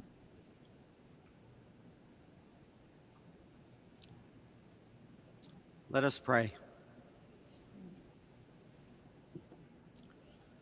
Almighty God, your prophet Jeremiah walked the streets of Jerusalem and blessed its inhabitants with the Hebrew words, Baruch HaGever Asher Yiftach BaHashem. Blessed is the one who trusts in God. Thousands of years later, this great nation, which adopted these words as its motto, in God we trust, stands at a moment of historic opportunity. Americans are searching for meaning. Our merciful Father, help us rise to meet this moment. Bless President Donald J. Trump and Vice President J.D. Vance with the strength and courage to choose the right and the good. Unite us around our foundational biblical values of life and liberty, of service and sacrifice, and especially of faith and morality, which George Washington called the indispensable supports of American prosperity. Guide our schools and college campuses, which have been experiencing such unrest, to inspire the next generation, to pair progress with purpose, knowledge with wisdom, and truth with virtue. Hear the cry of the hostages. Ok, quý vị, bây giờ là chỉ cầu nguyện thôi, cho nên là Ngọc Hiền bây giờ là Ngọc Hiền mới thấy có một cái tin rất là quan trọng, là Tổng thống Donald Trump đã release hết tất cả những người mà ngày 6 tây tháng Giêng, những người tù, quý vị, những người mà đã bị ở tù ngày 6 tây tháng Giêng, Tổng thống Donald Trump đã release hết rồi, đã cho họ để trở về, họ đã được tự do để trở về với gia đình của họ.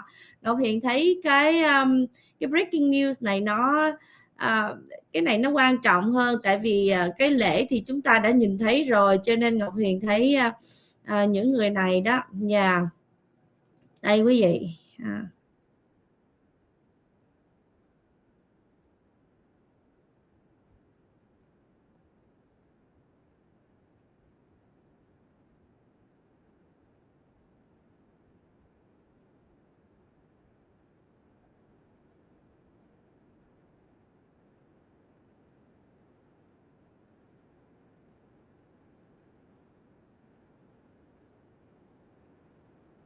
United States.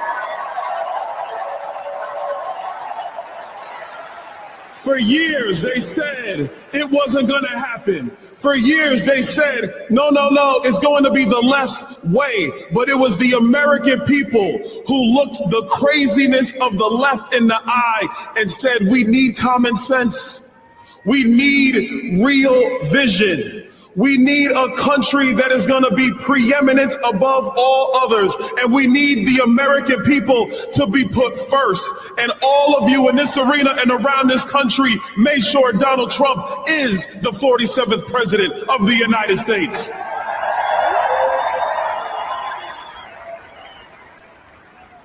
Being here in Washington on January 20th is special for me. This is the day we commemorate the birthday of Dr. King. Oh wow, quý vị ơi, vui quá, rất là vui luôn. Tại vì là Tổng thống Donald Trump đã thả hết tất cả những tù nhân chính trị, 1.000 mấy trăm người, bây giờ họ được về nhà rồi. Và Ngọc Hiền xin tóm tắt lại những hai mấy chục cái executive order mà Tổng thống Donald Trump đã tuyên bố quý vị, tại vì tới 200 cái executive order, nhưng mà cái quan trọng nhất đó là bây giờ đó là đóng cửa tất cả biên giới rồi bây giờ đó là shut down cái app đó và bắt đầu là trục xuất di dân lậu, trục xuất những tên tội phạm giết người, cướp của. Rồi thứ hai nữa là sẽ gửi binh lính đến miền Nam Mexico ở tại Southern Border, có nghĩa là ở tại biên giới miền Nam, ở tại Texas, yes, và bắt hết tất cả những cái đám cartel, rồi đó là bắt hết tất cả những cái đám mà quý vị nhớ không, đi Trên, envoy gì cái đám mà băng đảng tội phạm từ Venezuela để trục xuất chúng về bên đó hết quý vị. Rồi bắt đầu là đem cái quan trọng nhất đó là bring down the cost and prices, có nghĩa là giá cả vật, những cái gì mà 4 năm nay đó là những cái giá cả mà mình đi mua đồ, mua grocery rồi vật chất này nọ đó, là mấy bữa nay là lên quá trời không? Tổng thống Donald Trump sẽ cho những cái giá cả đó xuống và bây giờ sẽ trở lại như xưa. Wow, cái đó là Ngọc Hiền vui nhất luôn á, tại vì quý vị thấy bây giờ cái cuộc sống nghe nói là bên California đó đồ ăn rất là mắc dữ lắm quý vị, và tất cả những cái giống như những cái chi phí gì đó nó đều lên hết. Và quý vị thấy mình đi Costco, mình đi mua sữa, mua xà bông, mua trứng, mua thịt, mua cái gì nó cũng lên. Ngày xưa nó rẻ thiệt là rẻ, bây giờ thịt nó mắc dữ lắm quý vị. Rồi cái đó là cái quan trọng nhất nha, cái đó là rất là quan trọng, tại vì á là cái cuộc sống của chúng ta đã bị đảo lộn, đã vô cùng khó khăn trong 4 năm qua, và những cái chi phí, những cái fee mà mình đóng tiền gì, tiền, tất cả mọi cái chi phí nó đều lên hết, giống như sticker, giống như là mình ở Texas này đó thì mình đi mình ra freeway đó vị, nhiều khi có những cái con đường mà nó qua bên đó mình phải đóng cái sticker để chạy qua những cái freeway đó vị, thì 4 năm qua nó cũng lên, cái thứ gì nó cũng lên hết, tất cả mọi chi phí nó đều lên. Nhưng Tổng thống Donald Trump sẽ bring down the cost and the prices, tất cả những giá cả mà chúng ta đi chợ mua rau cải, thịt thà, mọi thứ đều sẽ xuống. Wow, tuyệt vời quá. Và những cái overspending of energy, có nghĩa là lật lọng lại hết tất cả những cái gì mà ông Biden đã giới hạn về vấn đề khai thác dầu mỏ, hay là những cái dầu mỏ mà ông Biden ông đóng hết ráo luôn, bây giờ là mở ra hết đó quý vị. Manufacturing our coi như là external American export, có nghĩa là sản xuất tất cả những cái đồ nào mà đến từ những cái sản phẩm mà là sản xuất ở tại Hoa Kỳ này, có nghĩa là những công ty mà quý vị nhớ là ngày xưa đó là những công ty Adidas hay là Lee, hay là những cái công ty mà quần áo giày dép này nọ đó đem qua bên China rất là nhiều, thì bây giờ đó là những công ty đó phải đem trở về lại Hoa Kỳ để sản xuất ở tại Hoa Kỳ. Cái nữa là export American largest amount of oil and gas, có nghĩa là mình sẽ đất nước Hoa Kỳ sẽ export ra, có nghĩa là sẽ bán ra nước ngoài nhiều về dầu và xăng nha quý vị. And Green New Deal, có nghĩa là chấm dứt ngay lập tức cái nghị trình, cái chương trình nghị sự của ông Biden là biến đổi khí hậu, no more Green New Deal, ok. Rồi đó là chấm dứt ngay lập tức những cái mà giống như là những cái mandate, những mà tối hậu thư của bên cánh tả là bắt là phải phải mua xe điện, phải xài xe điện, là chấm dứt luôn ngay cái đó luôn. Yeah! Quý vị thấy rất là tuyệt vời, quý vị thấy hay không quý vị? Wow, hay quá. Quý vị nhớ là California bắt là năm 2035 là phải xài xe điện, không có được xài xe xăng, là bây giờ Tổng thống Donald Trump là chấm dứt cái đó luôn. Là không có thể nào mà lật ngược được nữa. Ok, và phải mua xe theo cái sự lựa chọn của mình. Ai mà mua xe điện thì thích xe điện thì mua xe điện, ai mua xe xăng thì mua xe xăng. Cái đó là cái tự do dân chủ ở tại Hoa Kỳ này mà, đúng không vị? Cái đó là quan trọng. Đất nước Hoa Kỳ này bạn có quyền, bạn thích đi, có nhiều người đó thì người ta thích đi xe lớn, có nhiều người thích đi xe trung, nhiều người thích đi xe nhỏ, giống như Ngọc Hiền thích đi xe lớn. Đó là cái choice của Ngọc Hiền, đó là cái sự lựa chọn. Thì mỗi người ai cũng có cái sự lựa chọn khác nhau, bình thường thì phải tôn trọng cái sự lựa chọn đó, đúng không quý vị? Nhưng mà đảng Dân Chủ là bắt buộc là phải là mua xe điện, không mua xe điện là sẽ bị phạt. Đó, quý vị thấy tào lao không? Trong khi đó đó, ở bên California là đa số người ta mướn nhà, giống như những căn nhà mà giống như những cái khu apartment hay là những cái townhouse, thì làm sao mà người ta có thể sạc xe điện được ở những cái khu đó, đúng không quý vị? Trời ơi, nhiều khi sạc rồi không biết, rồi nó cháy một cái nữa. Rồi những người già làm sao mà người ta biết làm sao để mà người ta sạc xe điện được? Nó rất là nguy hiểm quý vị. Mà phải nói rằng là đảng Dân Chủ công nhận độc tài đảng trị thiệt á, quá chừng độc tài đảng trị. Rồi đó quý vị, là order worker có nghĩa là những coi như là sẽ chấm dứt cái tình trạng mà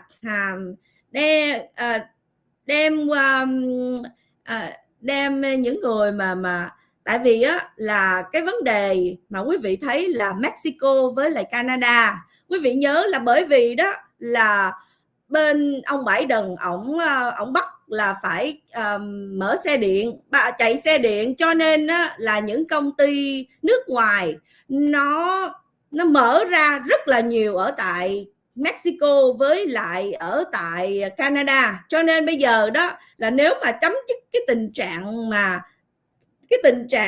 mà Green New Deal này đó, cái Green New Deal này đó thì không còn bắt buộc nữa, thì những cái công ty đó nó không còn có thể mở ra được nữa, thì thì những cái nhà máy đó nó sẽ bị đóng rồi đó là sẽ trở về lại đất nước Hoa Kỳ. Và cái kỹ nghệ xe, kỹ nghệ truyền thống mà những nhân viên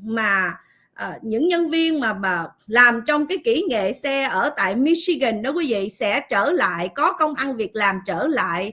Và những công ty mà làm xe xăng đó quý vị, thì sản xuất ra xe xăng đó, thì người ta sẽ trở lại, không nó mạnh lại như xưa, nó không có bị giống như là không có bị xâm chiếm bởi những cái công ty mà giống như VinFast, quý vị nhớ không? VinFast rồi xe điện của tàu cộng. Tại vì tàu cộng đa số đó là xe điện này nè, là từ tàu cộng không, mà nó đem những cái công ty của nó vào trong Mexico để mà nó mướn nhân viên ở tại Mexico, rồi đó là nó bắt đầu là nó chiếm lĩnh thị trường luôn. Cho nên là kỳ này là những công ty của tàu cộng mà sản xuất ra xe điện đó là sẽ chết hết nha quý vị. Ok, rồi tiếp tục đó là overall trade system tariff foreign country, có nghĩa là những quốc gia nào đó, những quốc gia nào, những nước nào đó mà giống như là BRICS, những cái nước mà trong cái đồng tiền BRICS, giống như China nè, rồi Iran nè, rồi Liên Xô nè, rồi Ấn Độ nè, rồi South Africa nè, đó, những cái đất nước đó quý vị thì sẽ bị tariff hết, có nghĩa là sẽ bị đánh thuế 100%, đánh thuế hết tất cả những cái mặt hàng trên 100% ở trong những cái mặt hàng mà những hàng hóa mà họ muốn đem vào trong đất nước Hoa Kỳ này đó. Rồi establishing external foreign policy, có nghĩa là thành lập những cái chính sách mà đối ngoại. Ok, restoring confidence in the America. Okay, sign stop censorship and okay. Cái vấn đề này cũng quan trọng nữa nè, cho những công ty big tech company. Có nghĩa là ví dụ quý vị nhớ là bao nhiêu năm trước Facebook, YouTube hay là những cái mạng xã hội đều kiểm duyệt, bây giờ đó là sẽ stop hết, không có được kiểm duyệt nữa. Facebook, YouTube hay là X hay là những cái mạng xã hội nào mà có đó quý vị, thì Google rồi đó là phải stop hết, không được kiểm duyệt, phải là minh bạch hóa và phải đưa ra những cái thông tin mà nó một cách nó rõ ràng minh bạch, không có được thiên vị, không có được nói xấu, không có được kiếm chuyện. Cái này hay nè quý vị. Và restore fair, equal justice and law and order, có nghĩa là hồi phục lại luật lệ và hành chính ở tại Hoa Kỳ này, có nghĩa là phục hồi lại cái nền của giống như là cảnh sát quý vị. Tại vì quý vị thấy là bao nhiêu năm qua trong thời của Biden là cứ quỳ gối là defund police, là defund firefighter, quý vị nhớ không đó.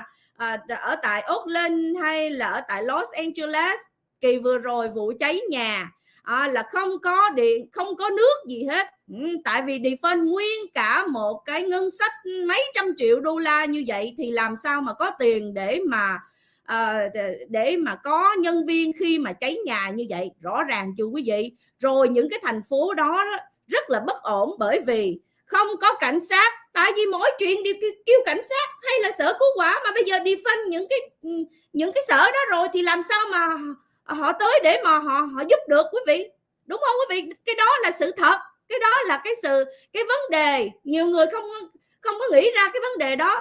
Cái chuyện mà mỗi chút cũng gọi cảnh sát, cái gì cũng gọi cảnh sát, cái gì cũng gọi 911, mà lại defund họ thì làm sao họ tới, và họ ít người quá thì làm sao họ có thể làm việc mà nhiều chỗ như vậy được, đúng không quý vị? Cái đó là cái vấn đề đó, cho nên restore lại hết, không có và Tổng thống Donald Trump sẽ đưa ra những cái ngân sách để mà coi như là đưa ra tất cả những cái ngân sách để mà làm sao để phục hồi lại cảnh sát đó quý vị.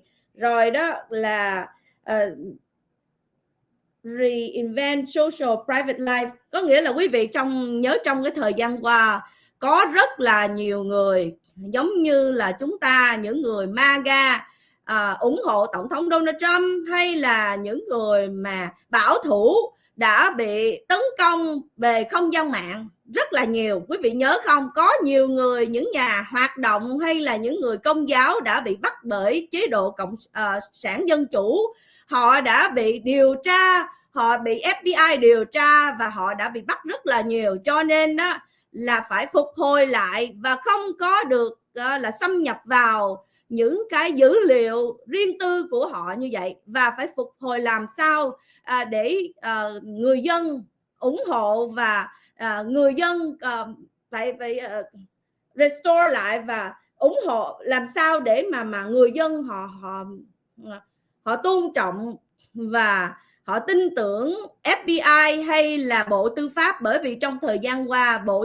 Tư pháp đã chính trị hóa và đã coi như là chính trị hóa rồi là luôn luôn là theo dõi bên MAGA, bên những người ủng hộ Tổng thống Donald Trump. Cho nên là cái Bộ Tư pháp với là FBI rất là nhiều người đã bất mãn, không có còn ủng hộ nữa. Ok, rồi đó là cái tiếp nữa là ở đất nước Hoa Kỳ này chỉ có hai giống thôi, là giống đực và giống cái. Two genders only, male and female. Quý vị. Rồi đó là military, nói về hồi sáng Ngọc Hiền có nói đó là tất cả những thành viên trong quân đội thời của ông Biden, Covid đã bị cắt đứt, đã bị cho nghỉ việc, thì bây giờ họ sẽ phục hồi lại việc làm và họ sẽ được trả hết tất cả những cái thiệt hại khi mà họ bị không còn tiền nữa quý vị. Tại vì Ngọc Hiền nhớ là có rất là nhiều những người giống như là có cái anh chàng đó là phi công cho quân đội, đúng không? Rất là đạo mạo, và bởi vì anh ta không có chịu chích cái mũi Covid cho nên anh ta đã bị cho thôi việc và đã không có được nhận tiền lương, cho nên là tất cả những người đó sẽ được phục hồi lại hết những cái thiệt hại của họ về tài chánh, và họ sẽ được chính phủ Hoa Kỳ chính thức gửi lời xin lỗi. Đó, quý vị thấy hay chưa? Đó, phải là như vậy chứ, phải phục hồi lại cái niềm tin, phải phục hồi lại những cái institution, những cái căn bản của đất nước Hoa Kỳ chứ. Tại vì Hoa Kỳ hồi giờ là như vậy, nó căn bản, nó founded bởi cái institution đó, cho nên bây giờ mình phải phục hồi lại để người Mỹ, đất nước Mỹ này á, là người ta mới tôn trọng, chứ còn không thì đâu có ai tôn trọng nữa, đúng không quý vị? Đó rồi, và sự coi như là sự radicalization, có nghĩa là sự cực đoan và sự chính trị hóa ở tại Hoa Kỳ này sẽ phải hủy bỏ hết, và Hoa Kỳ sẽ chống đối lại hết tất cả những thế lực nào mà coi như là kẻ thù của Hoa Kỳ đó.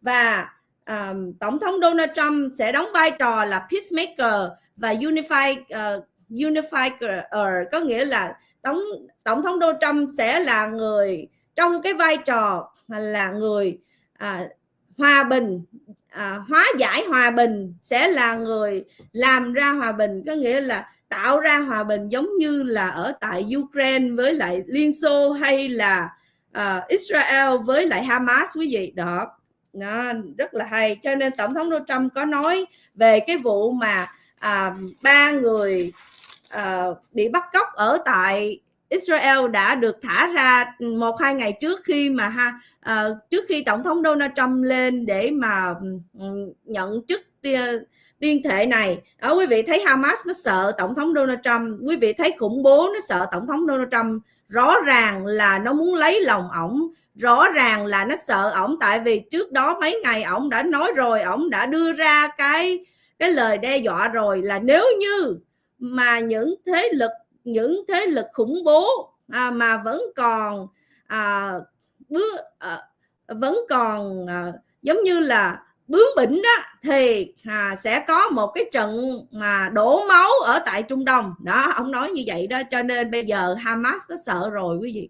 Bây giờ Hamas là teo rồi, cho nên là thả liền ngay lập tức, nhưng mà không biết là có thả hết trong thời gian tới, là có thả hết tất cả những con tin mà họ bắt hay không, quý vị. Và ngay lập tức đó là Ngọc Hiền thấy là họ tự động là cái đám bên Palestine là nó đứng lên, nó nói là nó đã chiến thắng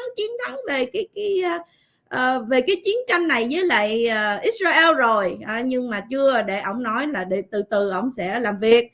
Và cái vấn đề nữa là đổi lại cái vịnh của Mexico trở thành vịnh của Hoa Kỳ, Gulf of America, và Tổng thống Donald Trump muốn đổi cái tên của con đường là William McKinley trở thành cái núi tên là Mountain McKinley, quý vị. Rồi Tổng thống Donald Trump muốn lấy lại cái kênh đào Panama, bởi vì thời của ông Jimmy Carter đã cho Panama có $1 và có 38.000 người Mỹ đã bị chết trong quá trình mà xây cái kênh đào Panama, mà bây giờ đang bị tàu cộng nó đang thao túng, và nó muốn chiếm luôn cái kênh đào Panama để mà nó làm trục lợi cho nó. Cho nên Tổng thống Donald Trump sẽ lấy lại bằng được kênh đào Panama. Wow, hay quá. Và cái cuối cùng đó là những cái bệnh nào giống như là hồi giờ đó là những cái bệnh mà chronic disease, là những căn bệnh mà nặng, quá nặng đó quý vị, thì những căn bệnh đó sẽ phải hồi phục lại, và sẽ giống như là không ông Robert Jr. đó là tổng thống Donald Trump đề cử ổng để trở thành bộ trưởng về y tế, đúng không? Thì ông này đó là ông không có tin tưởng vào vaccine, ông không có tin tưởng những cái điều mà ông Dr. Fauci, ông Dr. Fauci đó là ông đó là quá là thổ tả, cho nên ông đó là bắt là phải chích những cái mũi thuốc như vậy, mà có nhiều mũi thuốc á, nó không có tốt, cho nên kỳ này đó là phải làm sao để làm cho cái vấn đề mà tình trạng mà bệnh hoạn này nè quý vị, để làm cho đất nước nó phát triển hơn, để mà làm cho cái dân số phát triển nhiều hơn nữa. Tại vì trong thời gian qua quý vị thấy là có rất là nhiều trẻ em sanh ra bị ADHD, bị bệnh mà giống như là chậm á quý vị. ADHD có nghĩa là attention deficit disorder, là cái bệnh mà những đứa con trai đa số nhiều lắm nha quý vị, là bị cái bệnh đó rất là nhiều ở tại Hoa Kỳ này, và nhiều bệnh liên quan nữa, cho nên là cũng vì do đồ ăn thức uống này nọ, cho nên là tổng thống Donald Trump muốn giải quyết cái vấn đề đó, và còn nhiều nữa, tới 200 cái executive order, nhưng mà không có thể nào nói cho hết quý vị. Và bây giờ tổng thống Donald Trump đang có mặt ở tại Capital One Arena và sẽ phát biểu trong vài phút nữa quý vị. Thì Ngọc Huyền xin chia sẻ cái video để chúng ta tiếp tục theo dõi nha.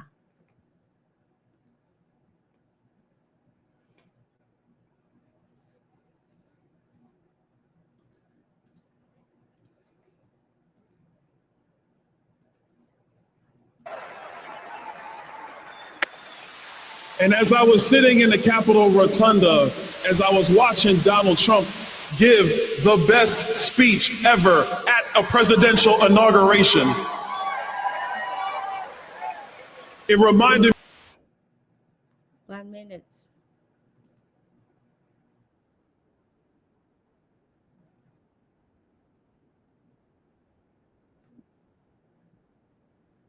$79 and $8.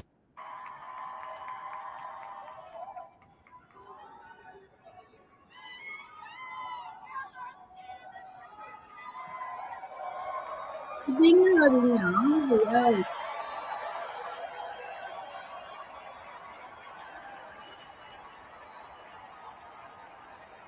The energy in there is unbelievable. Ladies and gentlemen, we now present a selection of participants for the 2025 Presidential Inaugural Parade.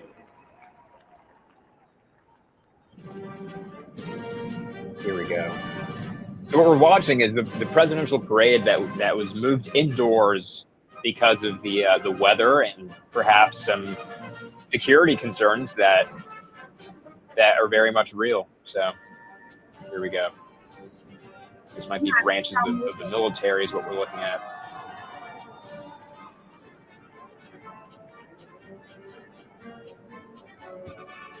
For states, maybe.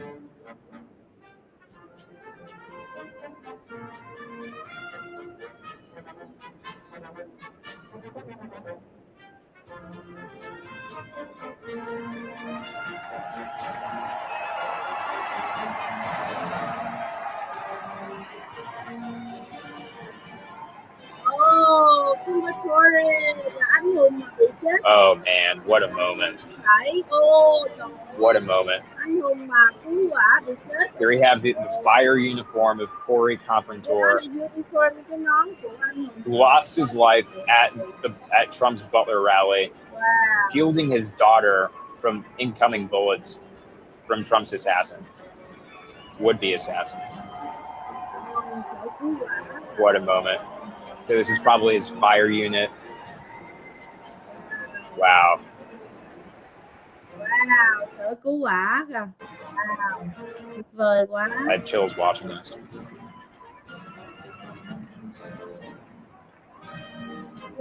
Nhân viên chính phủ ở tại quận Butler, Pennsylvania, tiến hành luôn. Wow, rồi rất là phải nói rằng là rất là cảm xúc luôn quý vị. Ladies and gentlemen, the heroes of Butler County are here. Heroes of Butler County, Pennsylvania. Wow. And they are here to pay homage to the life, selfless community service and sacrifice of Corey Comparatore. Mr. Comparatore, a 10-year U.S. Army Reserve veteran and past fire chief to the Buffalo Township Volunteer Fire Company, who died during the assassination attempt on the life of President Trump in Butler, Pennsylvania, July 13th, 2024. Their formation consists of Pennsylvania State Police, local police, county sheriffs, emergency services unit, EMS, 911 radio dispatch, and hospital personnel, who all heroically stepped into action during the horrific attack. They are also paying tribute to the courageous service of first responders nationwide.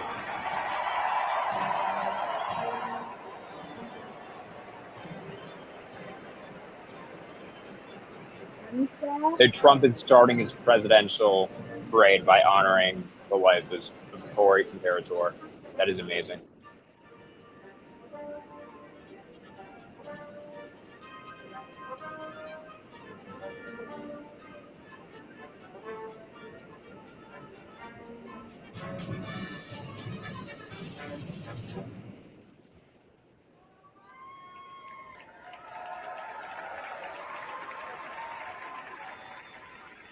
Ladies and gentlemen, at this very special event, let us now take a moment of silence in honor of Corey Comparatore.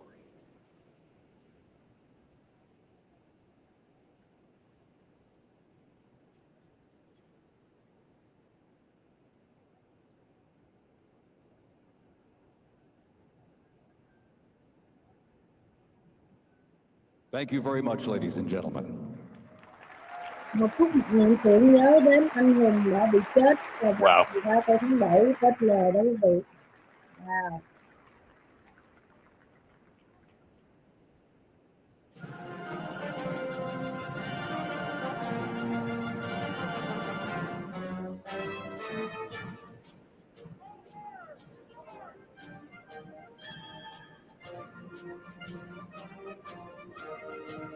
Học viện quân đội New York.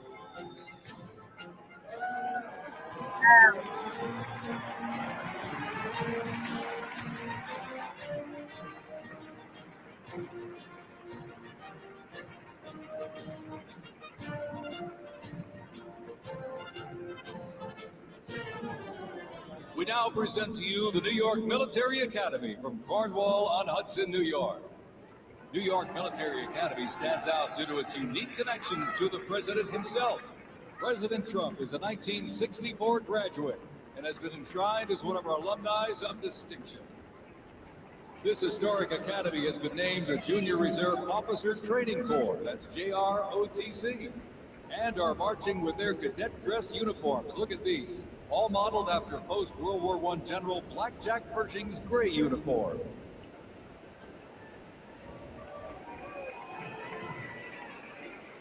You can see Trump's alma mater there being processed before him as the sitting president of the United States.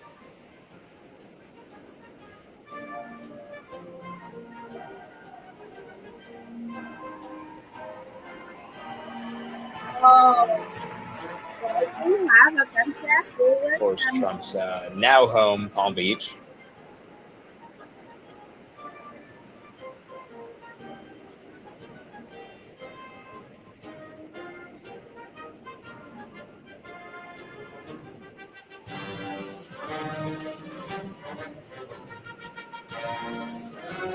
Introducing the Palm Beach Police and Fire Honor Guard unit, representing the town of Palm Beach, Florida. This group consists of police officers and firefighters from the town of Palm Beach, home to some of the most prestigious people in the world, including President Donald J. Trump,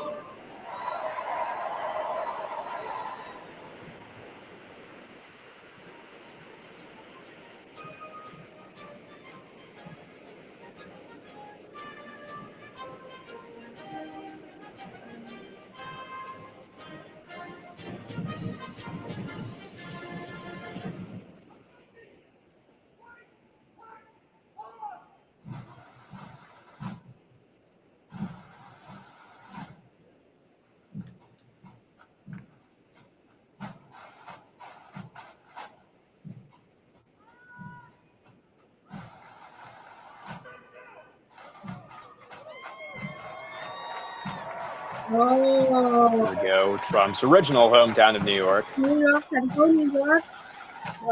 Cảnh sát New York.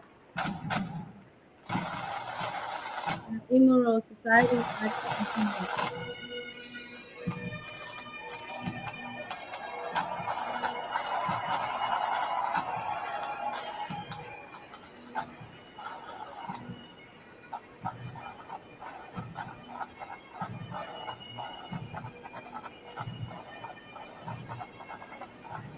And here we go, ladies Everyone's and on their gentlemen, the NYPD Emerald Society Pipes and Drums from New York City.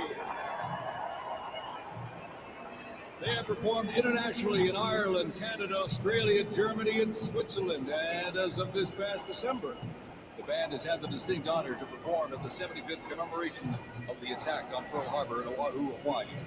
The band has also played for hospitalized children, military veterans, as well as the 1980 and 2005 presidential inaugural parades, and His Holiness Pope John Paul II. The NYPD Emerald Society Pipes and Drums formed way back in 1960. And you know, they are the oldest, the largest police pipe band in the United States, comprised of all active and retired police officers of various ranks and assignments. Listen to those bagpipes. Let's hear it for it, folks.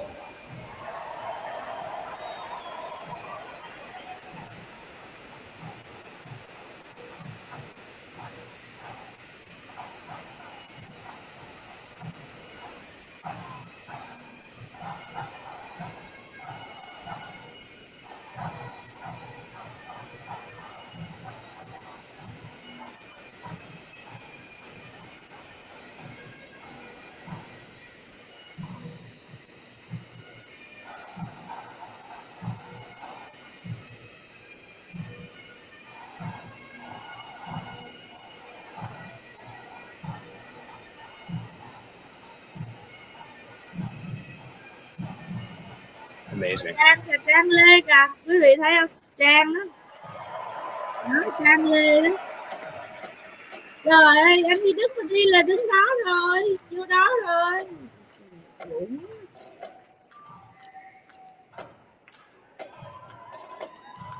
This crowd has been standing since like 4 a.m. and here they are. They are fired up. And look at this. Here's one that hits close to home for our vice president. We now welcome the Middletown High School Marching Band and cheerleaders. They're traveling all the way from Middletown, Ohio to proudly represent their school, our nation, and outstanding alumni, including our new vice president of the United States, J.D. Vance. School đến từ Ohio. Của Phó Tổng thống J.D. Vance. We have J.D. Vance's high school marching before him as the sitting vice president. What a moment.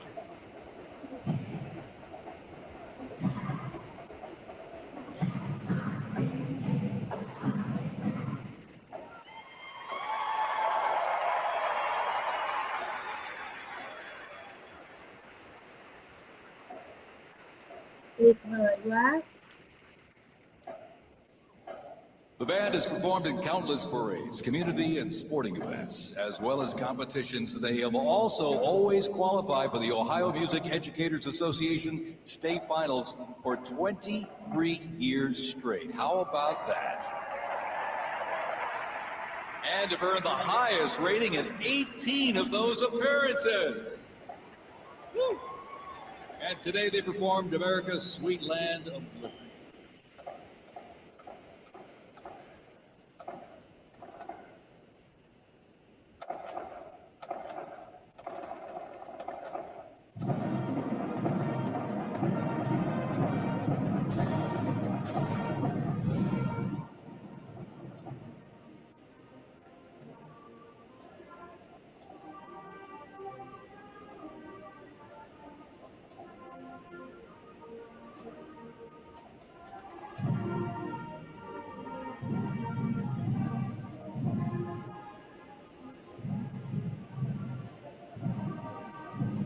Trump's got to love this.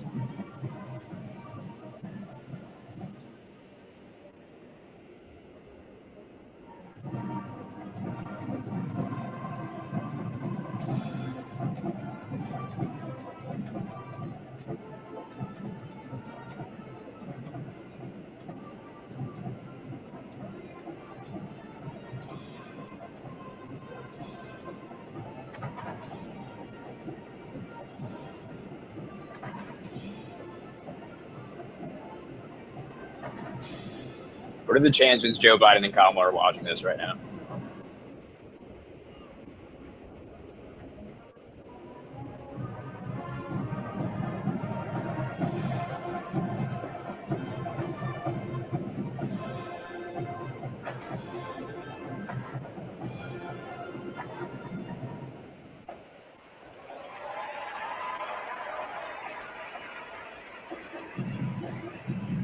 Chat saying Joe Biden's asleep. Probably. You're probably right.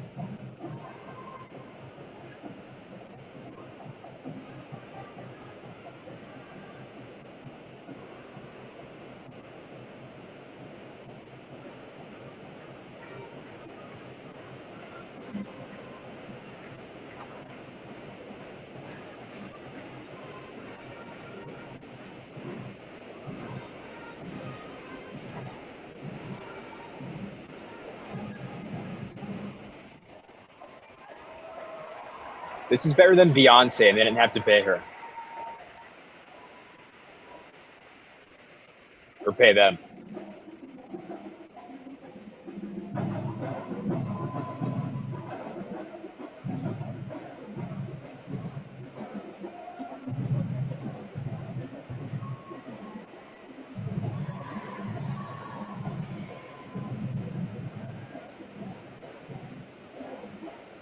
And while they cheer here in the arena, let's cheer for him again, folks.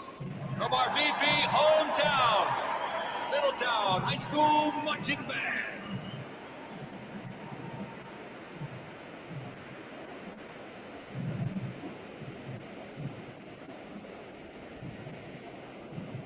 There are just a couple acts left in the parade, and then we will hear from President Trump as he signs some watershed executive orders into law.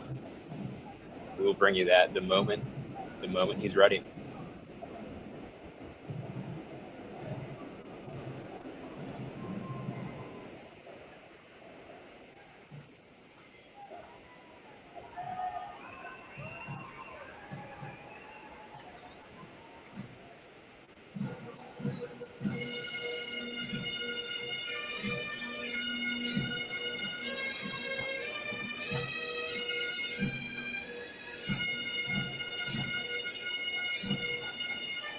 Ladies and gentlemen, entering your arena right now, traveling from Boca Raton, Florida, the Florida firefighters, pipes and drums.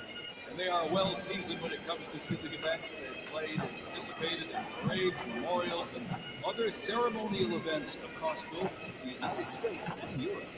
Today, they are wearing their most notable uniforms. What a great photo opportunity. Consisting of the Glenberry headgear and kilts. And they are proud to honor their fallen brothers and sisters each and every day. We're bringing it back to Florida. We've got two more bands left, and then President Trump is set to address a packed and roaring arena. Wow, đẹp quá. Mang mỗi người mang một cái đó đi thổi với lại cái drum.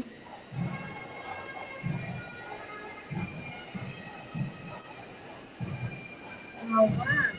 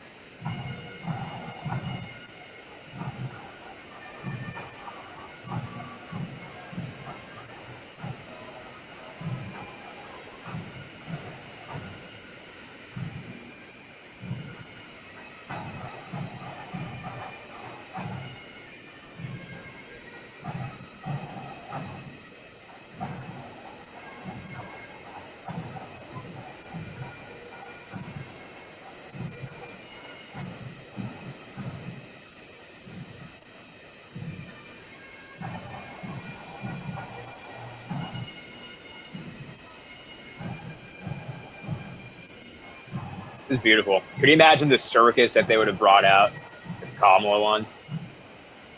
Ai cũng có cái cờ. It would have been the Cirque du Soleil Christmas parties all over again in the White House. But we're back, baby. Drop it in the chat. Drop the fight emojis. Ai cũng có cái cầu Mỹ á, đẹp quá trời á. Đông quá trời. Cái người mà ngồi trước đó là xếp hàng từ lúc. Yeah, the chat saying it would have been Megan Thee Stallion twerking her way down processing her way down the floor. We dodged a bullet there, quite literally.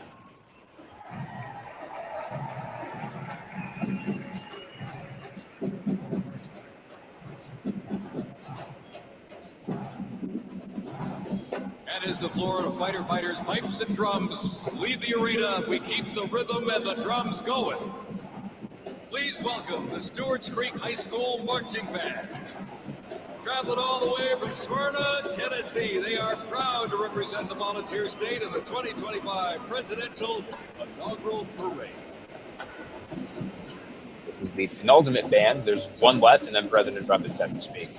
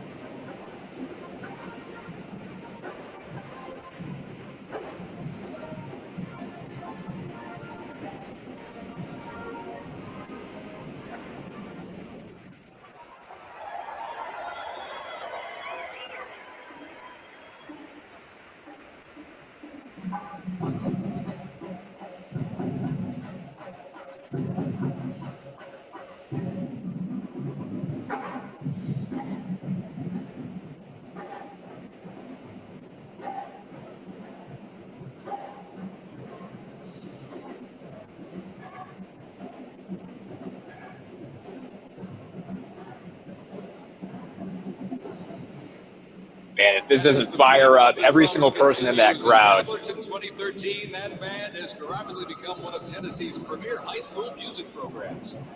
This band has participated in numerous civic events that honor significant moments in our nation's history, like the 75th anniversary of the attack on Pearl Harbor, Captain Jeff Cuss, United States Marine Corps Memorial Dedication, Chicago Thanksgiving Day Parade, and a Lincoln Memorial performance as well. The Stewart's Creek High School Marching Band, everybody!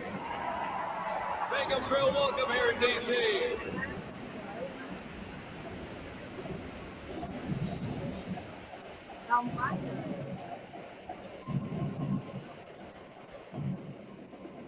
All right, here we go, ladies and gentlemen. One more.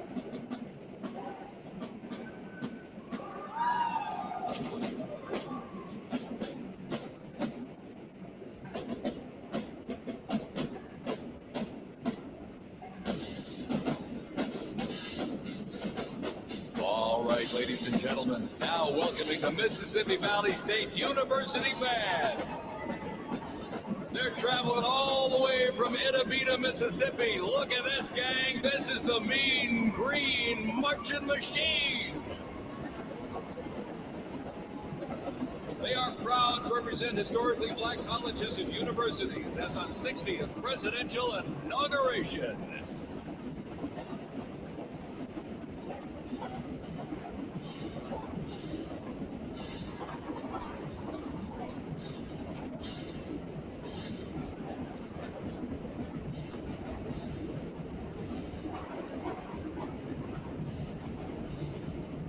Of course, Trump always likes to mention that he provided historic funding for historically black colleges and universities. So this is, of course, him wrapping up his inaugural parade with a tribute to HBCUs.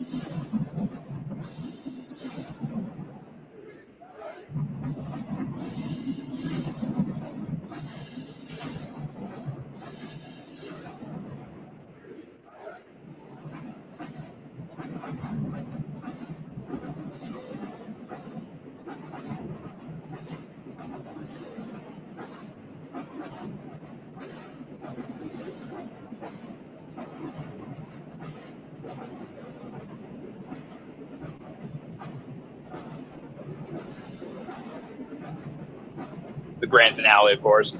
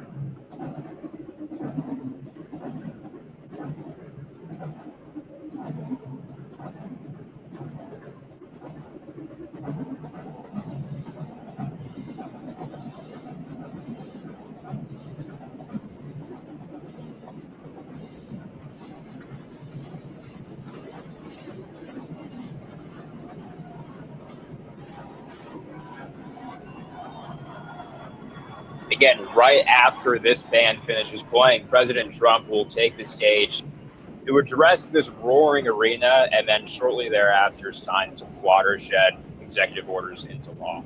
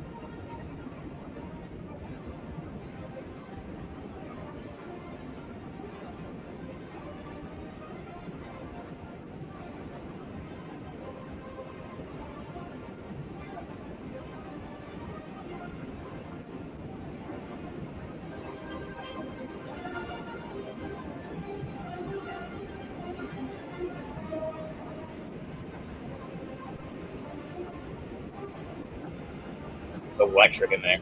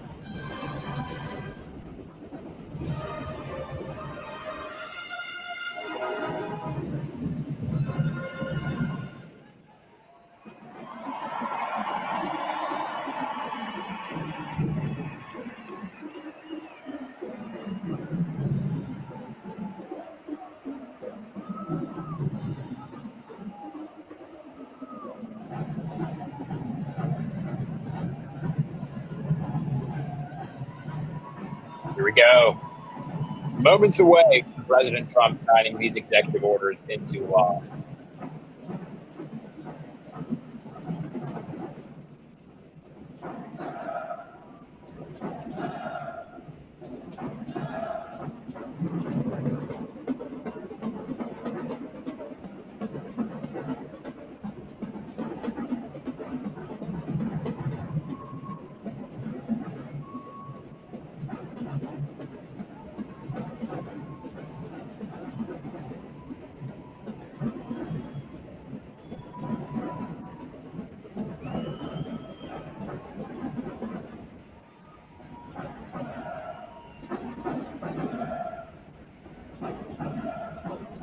If you were counting, close to 300 from the Mississippi Valley State University Band.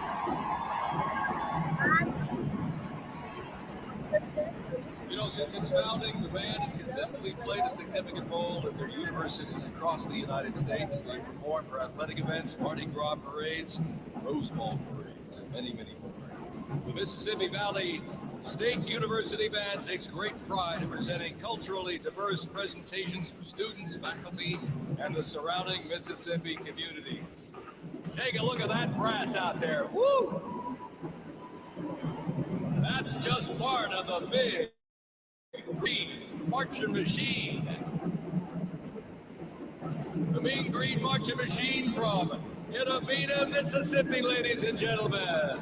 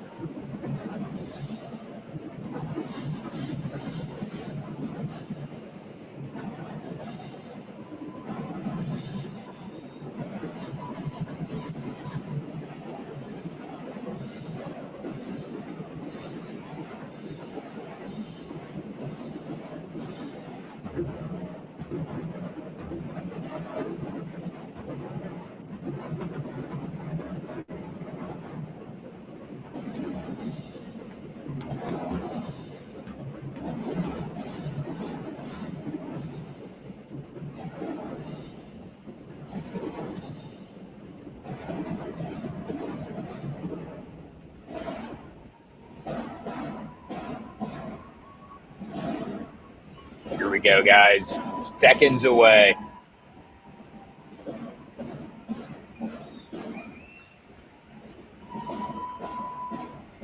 I think every presidential bill signing should be accompanied by a drum line. Let me know, chat, if you agree. But I think that's the way to do it. I think that should be the next executive order. I think Trump should sign that on stage right now. Every executive order must be accompanied by a massive drum line.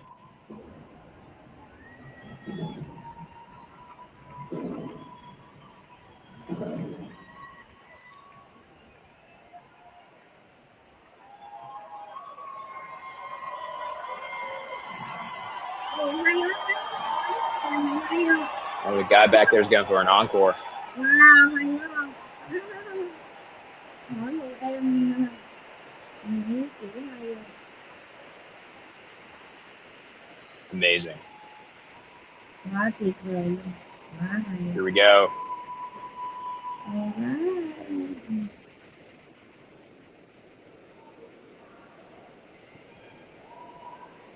Ladies and gentlemen, please welcome our new special envoy to the Middle East, Steve Witkoff. Steve Witkoff, of course, one of Trump's closest allies and friends.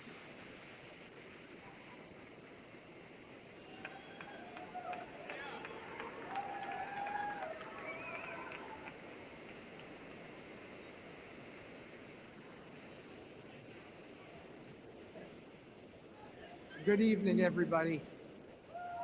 I was appointed by President Trump to be the special envoy for peace in the Middle East. Ông này ông được tổng thống Donald Trump bổ nhiệm để trở thành sứ mệnh, coi như là ông này là vai trò là đặc biệt. And I'd like to describe to you some of the things we're doing and how it informs on President Trump's policies. First of all, it is an honor to stand before you today as I reflect on the enormity of the role that President Trump has tasked me with. I am constantly reminded of the privilege it is to serve under the leadership of my boss, President Donald J. Trump.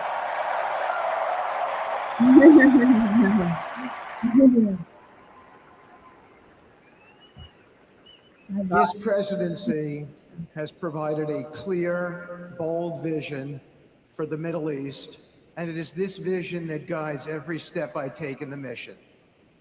President Trump's leadership has redefined what is possible in the pursuit of progress and stability in the Middle East. His decisive, pragmatic approach ensures that even the most entrenched conflicts are met with fresh perspectives and innovative strategies. His policies have already delivered remarkable successes, such as yesterday's release of hostages in Gaza.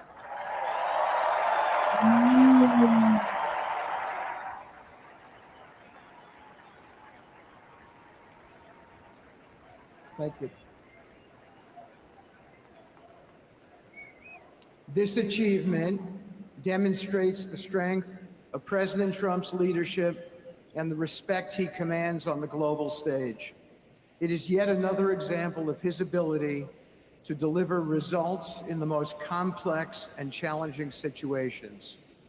The Abraham Accords, a testament to his vision and determination, have also brought historic progress to the region, transforming old rivalries into new alliances.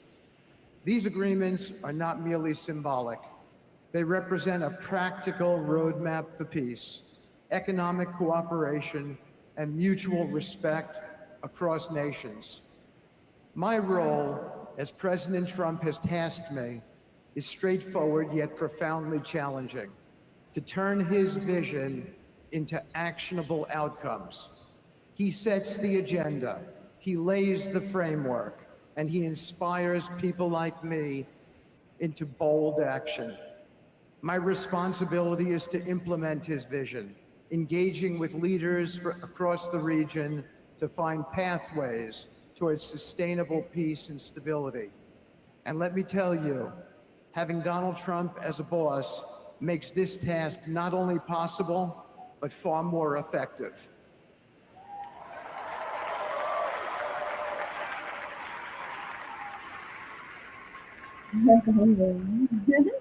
President Trump's reputation as a leader who delivers results resonates far beyond Washington. Leaders in the Middle East know he means what he says. His ability to cut through bureaucratic gridlock and focus on tangible results is the game changer. It allows me to approach delicate negotiations with the confidence that the full weight of the United States is behind me. The principles President Trump has laid out for our approach to the Middle East and foreign policy in general are fourfold, and they are clear. 1, respect for sovereignty. Every nation deserves the right to determine its own destiny, free from the interference of external powers. 2, economic prosperity as a bridge to stability. Through economic partnerships and investment, we can build a foundation for cooperation that transcends historical grievances. 3, courageous diplomacy. Real progress requires difficult conversations and bold decisions, and it is through these that trust is built and maintained. And finally, 4, reciprocity and accountability. The United States requires reciprocal actions from our partners.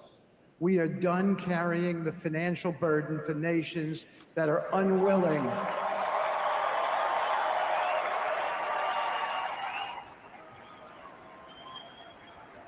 That's exactly right. America first. America first. We are done carrying the financial burden for nations that are unwilling to fund their own progress. The days of blank checks are over. Những ngày mà những cái chất sống động xong rồi, Partnerships hết rồi. under President Trump's leadership must be equitable, and contributions must reflect shared commitments to our goals. In my work, I've seen firsthand how these principles resonate. They provide a foundation that transcends politics and speaks to the shared humanity of all people in a region. Leaders across the Middle East recognize that this Trump administration is serious about results, not symbolic gestures, but real, meaningful progress that improves lives. Thank you.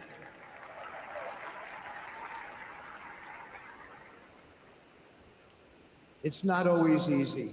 There are moments of deep challenge and frustration. Decades of mistrust cannot be undone overnight.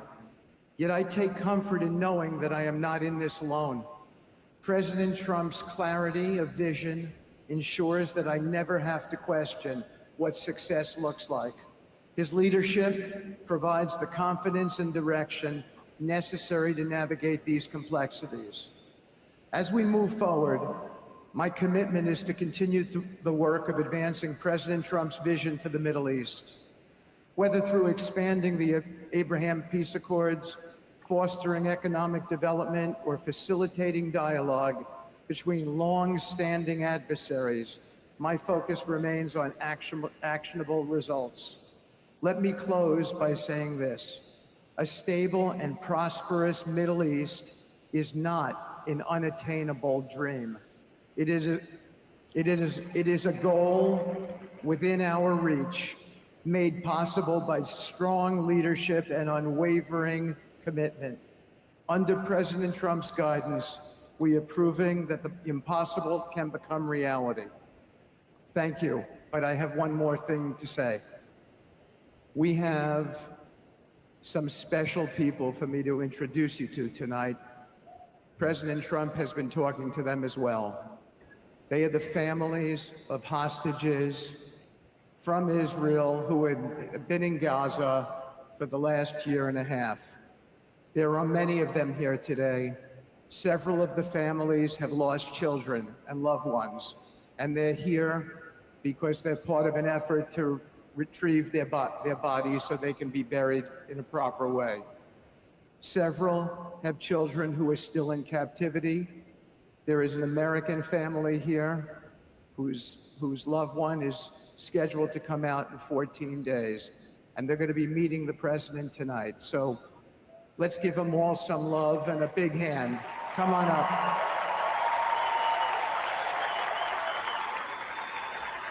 Đây là những gia đình người Do Thái bị gia đình Some families there with the yellow ribbon. những ngày 7 tháng 10 năm 2023 này quý vị. Đây là những gia đình có thân nhân bị giết chết trong cái cuộc thảm sát đó quý vị. Rồi cho nên là mang cờ vàng quý vị thấy không? Mang cờ vàng giống mình đó, mình mang cờ vàng này quý vị thấy không? Wow, họ có anh em tội nghiệp quá quý vị. Wow, chúng mình mang cờ vàng, áo vàng, họ cũng mang cờ vàng. Họ có con trai, con gái, em út hay là gì đó.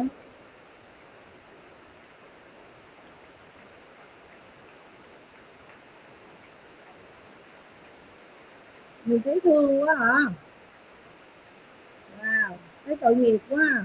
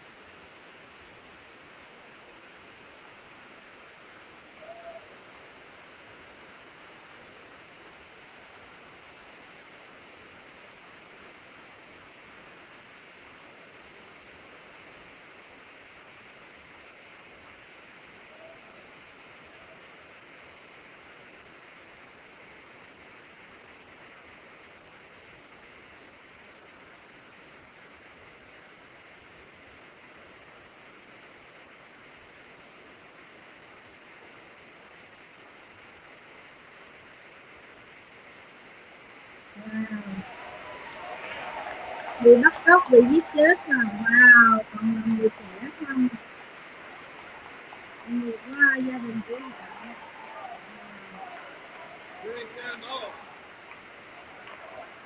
President Trump taking the time there with the families. The arena is chanting, "Bring them home." Wow. And now I get to introduce my dear friend and the President of the United States, Donald J. Trump. Here we go.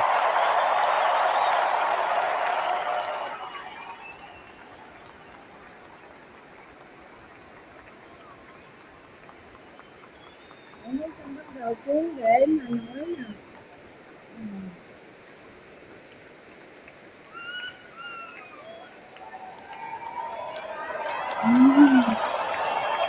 Bữa các bữa.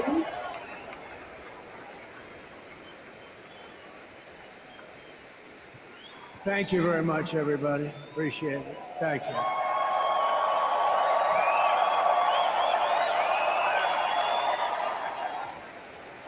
So now the work begins. We won, but now the work begins. We have to bring them home.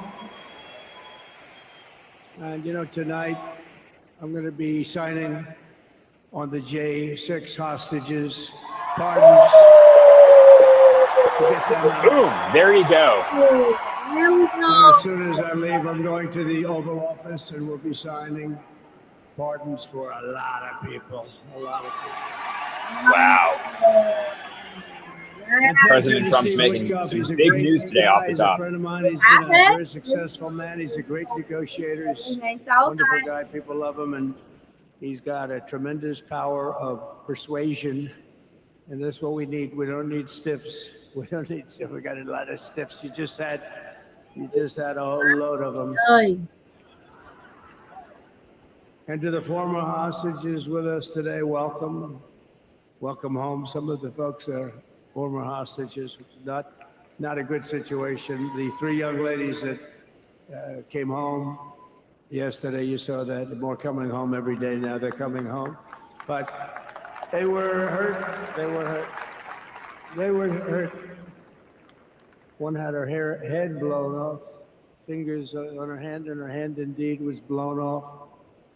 She was trying to defend herself from a bullet being fired. Do you believe this? A bullet knocked off her hand. Có một cô gái bị hai ngón tay tại cô ta praying for you, and we're so glad quý vị. that you're reunited with your friends and families, and God bless you all. And some of them are just saying, no, my son is gone, but please just bring home his body. Right, Steve? Any of you have told me that your son is gone, but bring home his body. It should have never happened. 3 years, it's ridiculous. Should have never happened. Wouldn't have happened. I also want to express my tremendous gratitude to the hundreds of thousands of proud American patriots who came from all across the country to join us in this celebration. It's a celebration of a big win.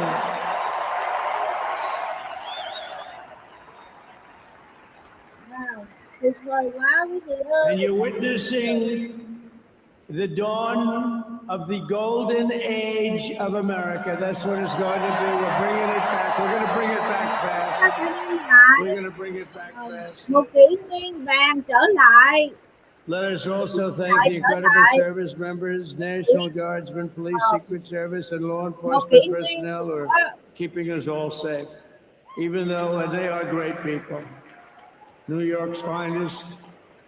I grew up with New York's finest, and we got to give them their authority back. You won't have any crime. There'll be no crime. You give them little authority back. Chúng ta sẽ đem The whole trở lại. way they run things in this country now, it's disgraceful. But it's going to change rapidly. We're going to make our cities safe again, too. Chúng ta sẽ làm. Even though we're indoors, we've had a magnificent inaugural parade. And let's give a big round of applause. They were great. To all of the incredible performers and hardworking men and women who made it possible. Those people, really talented, amazing people. I also want to thank my wonderful family for being here, especially my beautiful wife, our First Lady, Melania.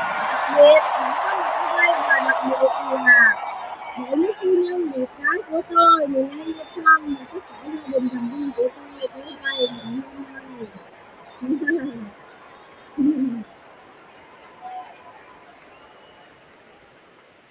They love our First Lady. And also, JD. How good has JD been?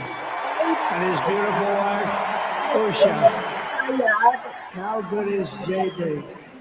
JD has been great. He's another good negotiator, Steve. He's a great negotiator, too. We need negotiators in this country. But so many of the people on the stage, we had not only family members, as an example, Lara Trump, the wife of Eric. She was the head of the Republican Party, along with my friend Michael. Stand up, the two of you. What a job. What a job. They worked so hard. They knew they'd be rigging, but they said, we're going to make it too big to rig, and we did. We made it too big to rig. We won every swing state by a lot. We won the popular vote by millions and millions of votes. We won the whole ball of wax. And now we're going to go and drill, baby, drill, and do all the things that we've wanted to do and bring your costs down, your prices down, and make our country safe. So thank you very much, Michael. Thank you very much. What a job you've done, Michael. I'm never moving you, you know. I was thinking about getting a nice job in the administration. I said, no, I'm leaving you right where you are. You've done a very good job. We're not moving you, Michael. I'm sorry. Anyway, thank you very much. Appreciate it. Appreciate it very much.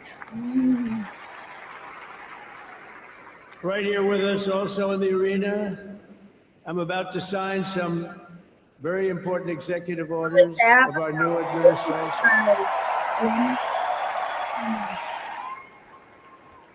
Hey, Don, will you stand up, please? Don is another one. How about Don? Don? This guy.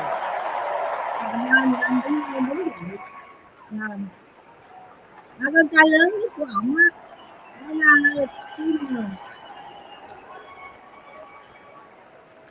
He's a popular one. He goes out and speaks. He gets a big crowd.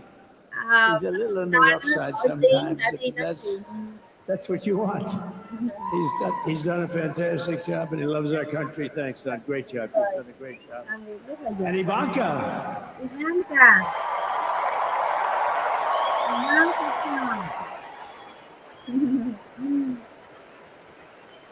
And you know, Jared negotiated the Abraham Accords, which are the biggest deal made in the Middle East in many, many years. And it's really some Jared, stand up. The Abraham. The Abraham Accords.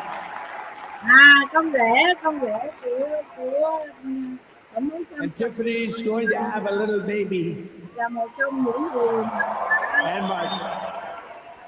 coi như là có công rất là lớn trong cái hiệp ước Abraham với lại Trung And Quốc. then I have a very tall son named Baron. Has anyone ever heard of him?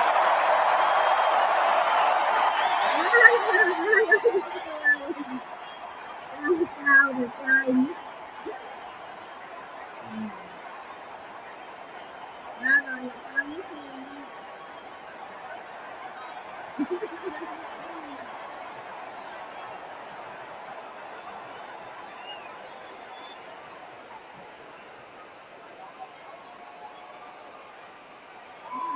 Thank you.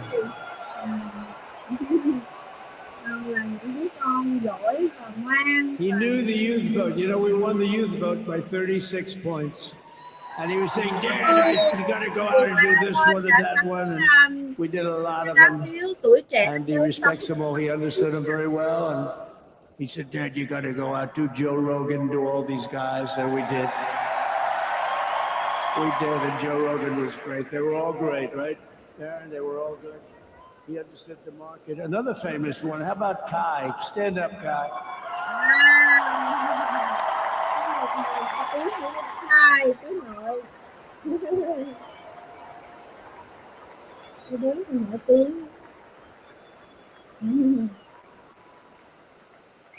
Is that Byron Donalds back there? Stand up, Byron.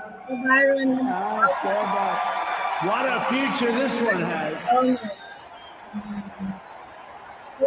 What a future. hai bên có một tương lai rất là sáng lạng. That's great, Byron. Thank you very much. And how about Lutnick, Secretary of Commerce? He's going to take in more money than any country has ever even thought about. Thương mại. He's going to take in some money. And we have many others. Look, I'm not going to go through it, but we're going to sign some orders right now, and that's really what I want to do.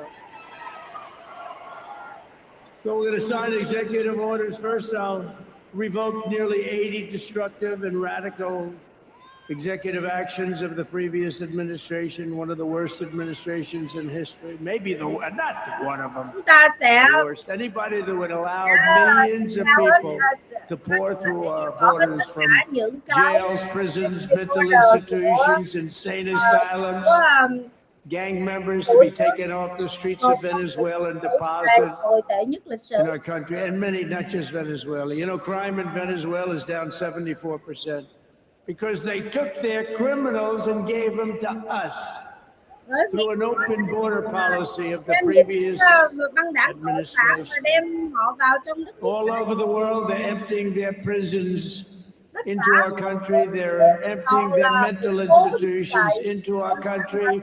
It stops as of 1 o'clock this afternoon, okay?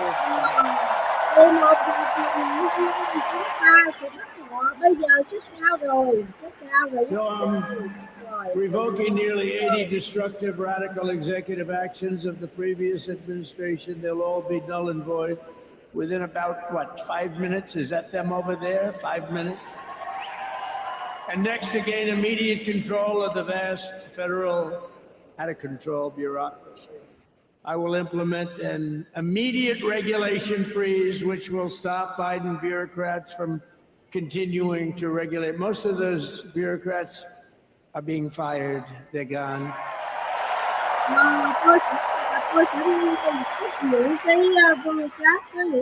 Should be all of them, but some sneak through, but we have to live with a couple, I guess. I'll also issue a temporary hiring freeze to ensure that we're only hiring competent people who are faithful to the American public. And we will pause the hiring of any new IRS agents. We will also require that federal workers must return to the office in person. And we're going to take the 88,000 people that they hired to go after you with guns. By the way, they're allowed to use guns and harass you like they were so many other people. Remember this? Okay, remember? Do you remember a little statement about tips? Does anybody remember that little statement? I think we won Nevada because of that statement. But they went out and harassed you over the tips. In other words, we are restoring control of our government to the people. We're going to take those 88,000. Let's see if they'd like to work on the border, because that's what we want them really in there.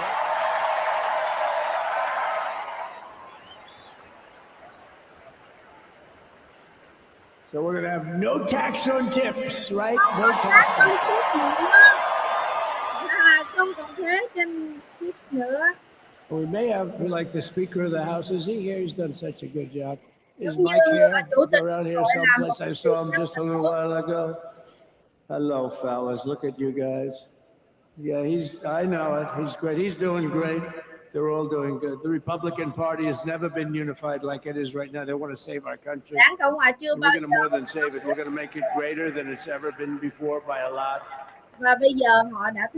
Next, I'm going to sign a presidential memorandum directing every member of my cabinet to marshal every power at their disposal to defeat inflation and rapidly bring down the cost of daily life, because your costs have gone through the roof in the last 4 years.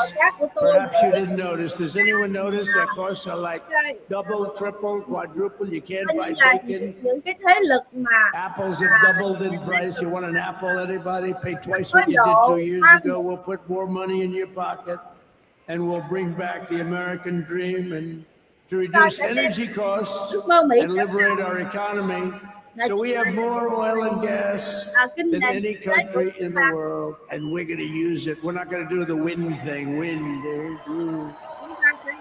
Big ugly windmills, they ruin your neighborhood, they ruin you. If you have a house that's near a windmill, guess what? Your house is worth less than half. And did you see up in New England with the whales? You see what's happening? So they had 2 whales killed in about 14 years. Last year and the year before, total, they had 28. So if you're into whales, you don't want windmills either. And they're the most expensive form of energy that you can have by far.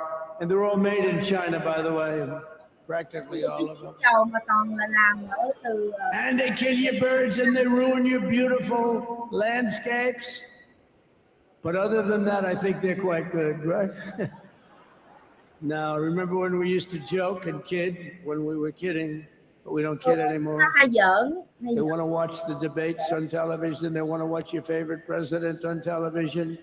But the wind isn't blowing, so we can't watch television that night, Gladys. Remember? Gladys, I'm sorry, the wind is just not blowing. We're not watching Trump tonight.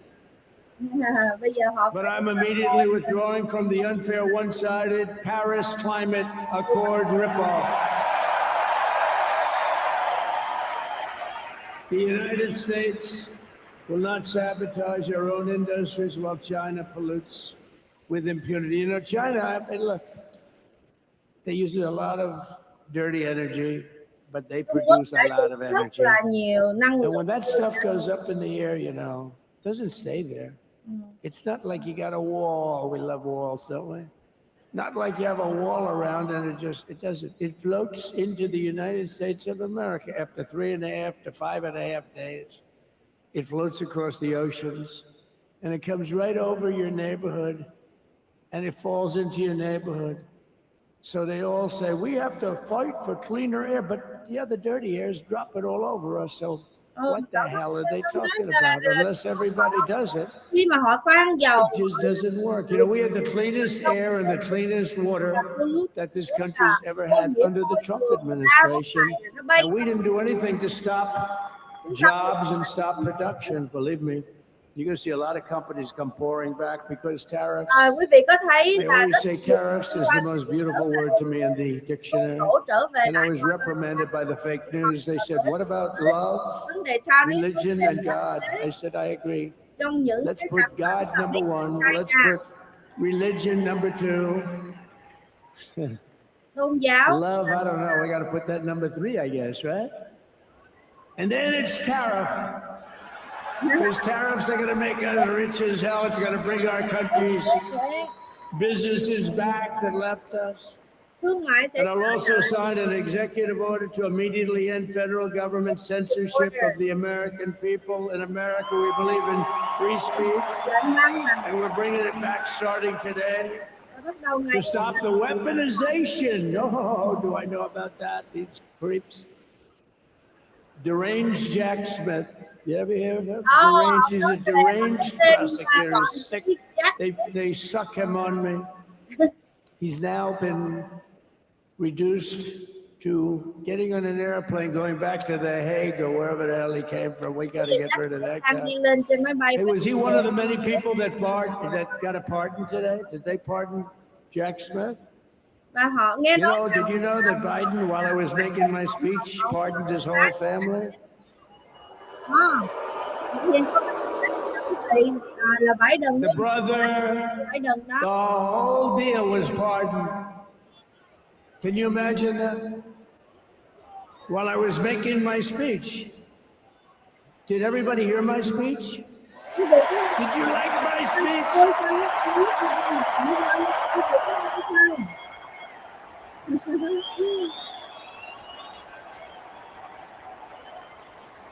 Thank you. I mean, the only thing wrong with it is I had a lot of tough things to say, and I have some great people that work for me. Sir, this is such a great speech. It's so unifying. Don't talk about Biden with his pardons of his family. Đừng nói về We want dân a sáu. unified country. They said, don't talk about the J6 hostages that you're going to be releasing today.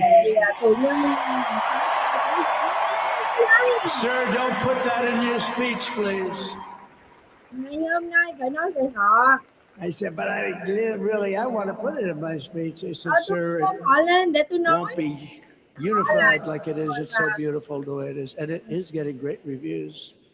You know, if I put things like that in, I'll get terrible reviews. One little paragraph that's a little bit wrong, the fake news goes crazy, right?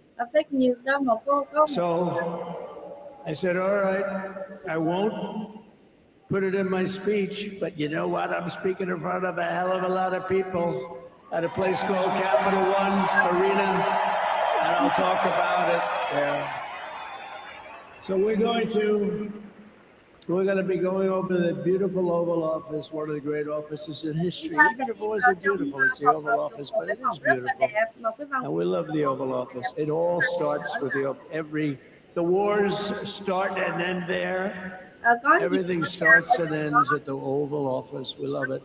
But we're going to go to the Oval Office. We're going to release our great hostages that didn't do, for the most part, they didn't do stuff wrong. You take a look at what went on.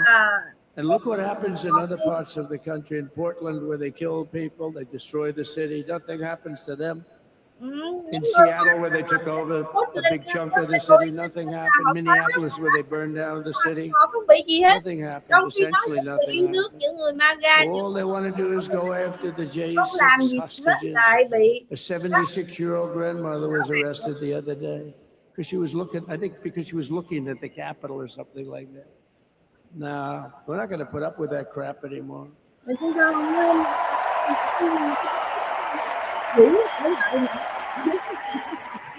And to stop the weaponization of law enforcement, I've been investigated more than any human being in the world. I believe I have the all-time record. Every day a subpoena. Every single day we get subpoenas. I was more than any person. Alphonse Capone, remember I used to talk about it? You know, Alphonse Capone, Scarface, he was a pretty rough guy. He was investigated about 1/100th what Trump was investigated. My father's looking down at me, my mother. How the hell did this happen? You know what it is? They investigated their political opponent, the opponent of Biden, and then ultimately Kamala. Has anyone ever heard of Kamala?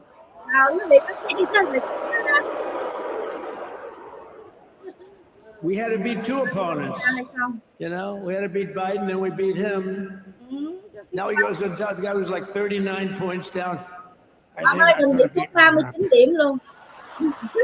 Biden tệ. They should have left me and I would have beaten.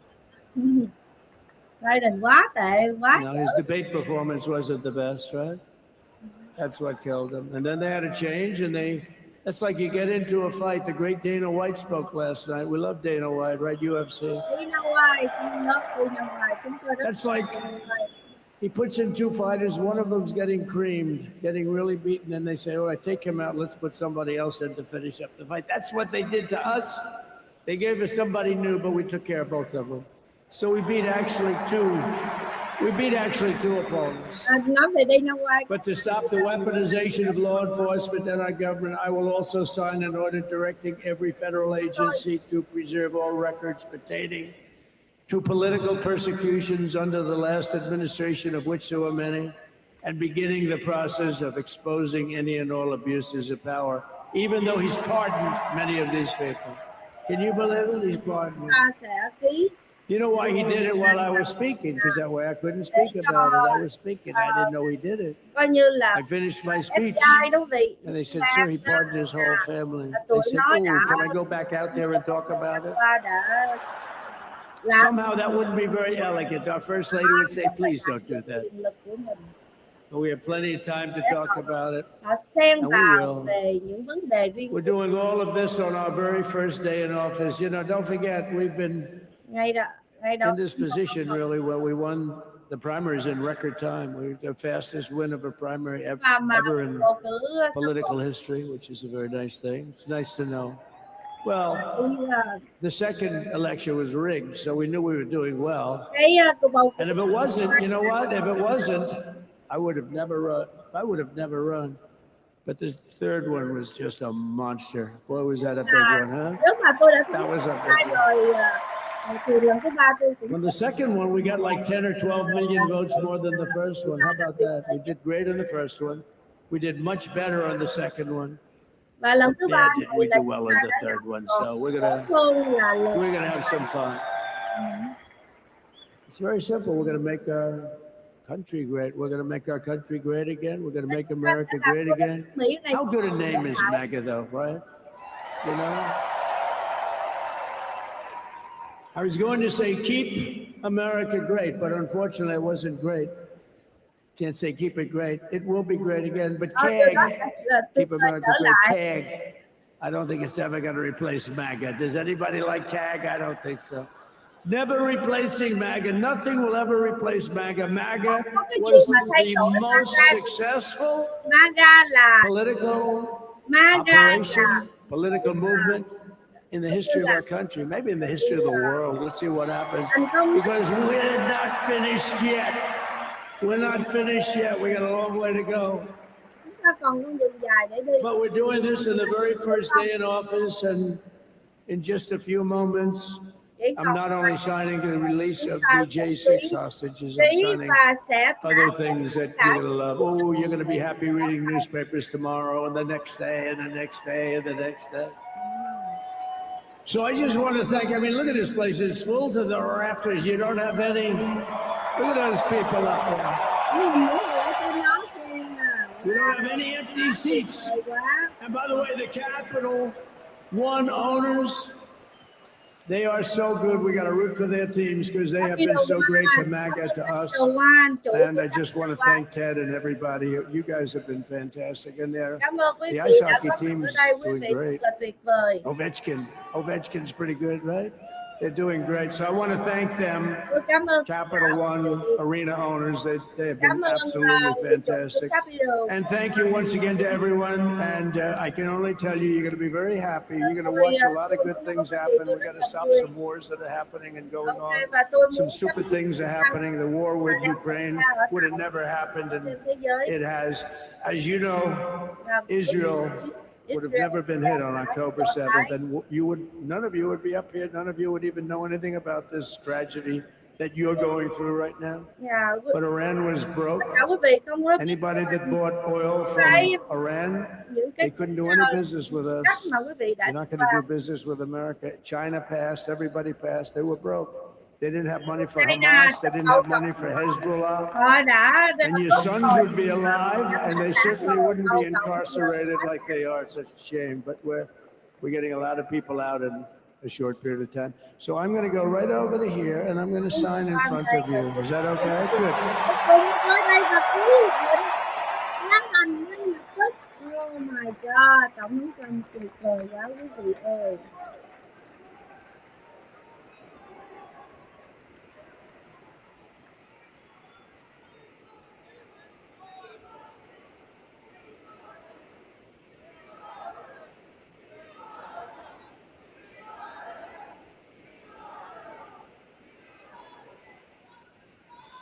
Tuyệt vời quá, quá tuyệt vời.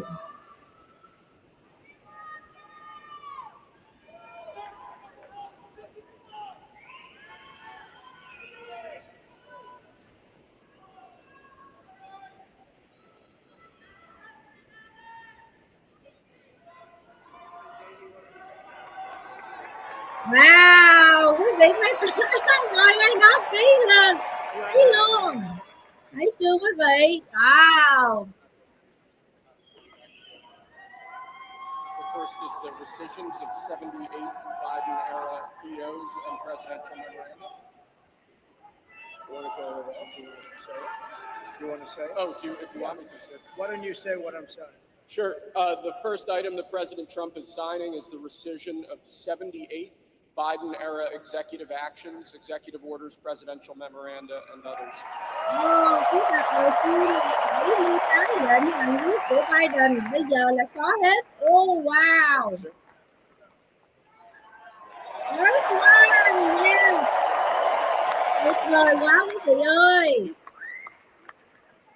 Cái lệnh thứ hai. Second item, President Trump, is a regulatory freeze, as you announced in your speech, preventing bureaucrats from issuing any more regulations until we have full control of this, the government and this administration.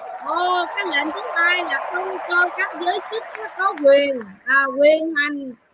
quá nhiều quyền hành để mà control tất cả những cái luật lệ, giống như California quá nhiều, không được nữa. Wow, tuyệt vời.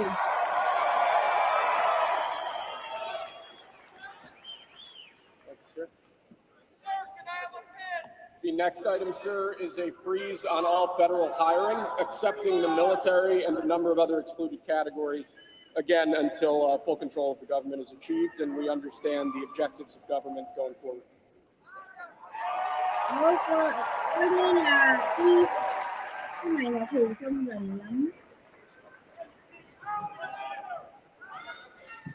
Could you imagine Biden doing this? I don't think so. Quý vị có thể tưởng tượng Biden làm cái này không? Sir, the next item, as you announced in your speech, is a requirement that federal workers return to full-time in-person work immediately. Lại thứ tư là đòi hỏi nhân viên phải trở lại làm việc full time luôn, trở lại làm việc in person, không còn làm online nữa hả? Thank you, sir. Next, we have a directive to every department and agency in the federal government to address the cost of living crisis that has cost Americans so dearly. Ok. Bây giờ là cái luật thứ 5 là bây giờ là direct hết tất cả những government agency, có nghĩa là những cơ quan của chính phủ bây giờ những cái chi phí chi phí cuộc sống. Thank you, sir. The next item here is the withdrawal from the Paris Climate Treaty.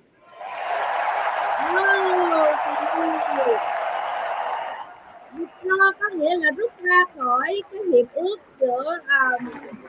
với lại Pháp. Yes, sir. Oh wow.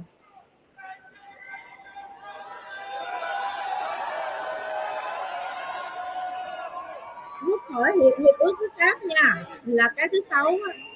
We're going to save over $1 trillion by withdrawing from that treaty. Chúng ta sẽ để giành được ngàn tỷ từ. And the next item, sir, is a letter that will be transmitted to the United Nations explaining that we are withdrawing from the Paris Climate Treaty. Và cái kế tiếp là chúng ta sẽ gửi thư đến những quốc gia Liên Hiệp Quốc giải thích tại sao chúng ta rút ra khỏi hiệp ước của Paris. Oh my God.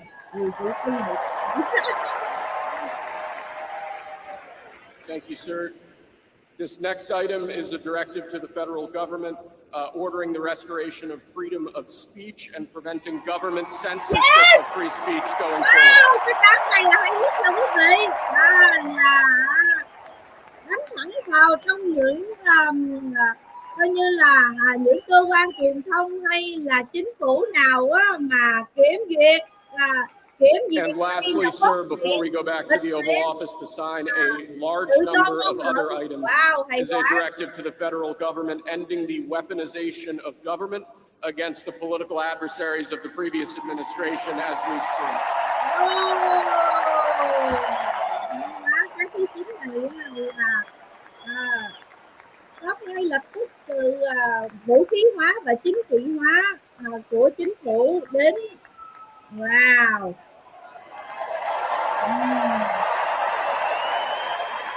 Thank you very much, sir. Appreciate it.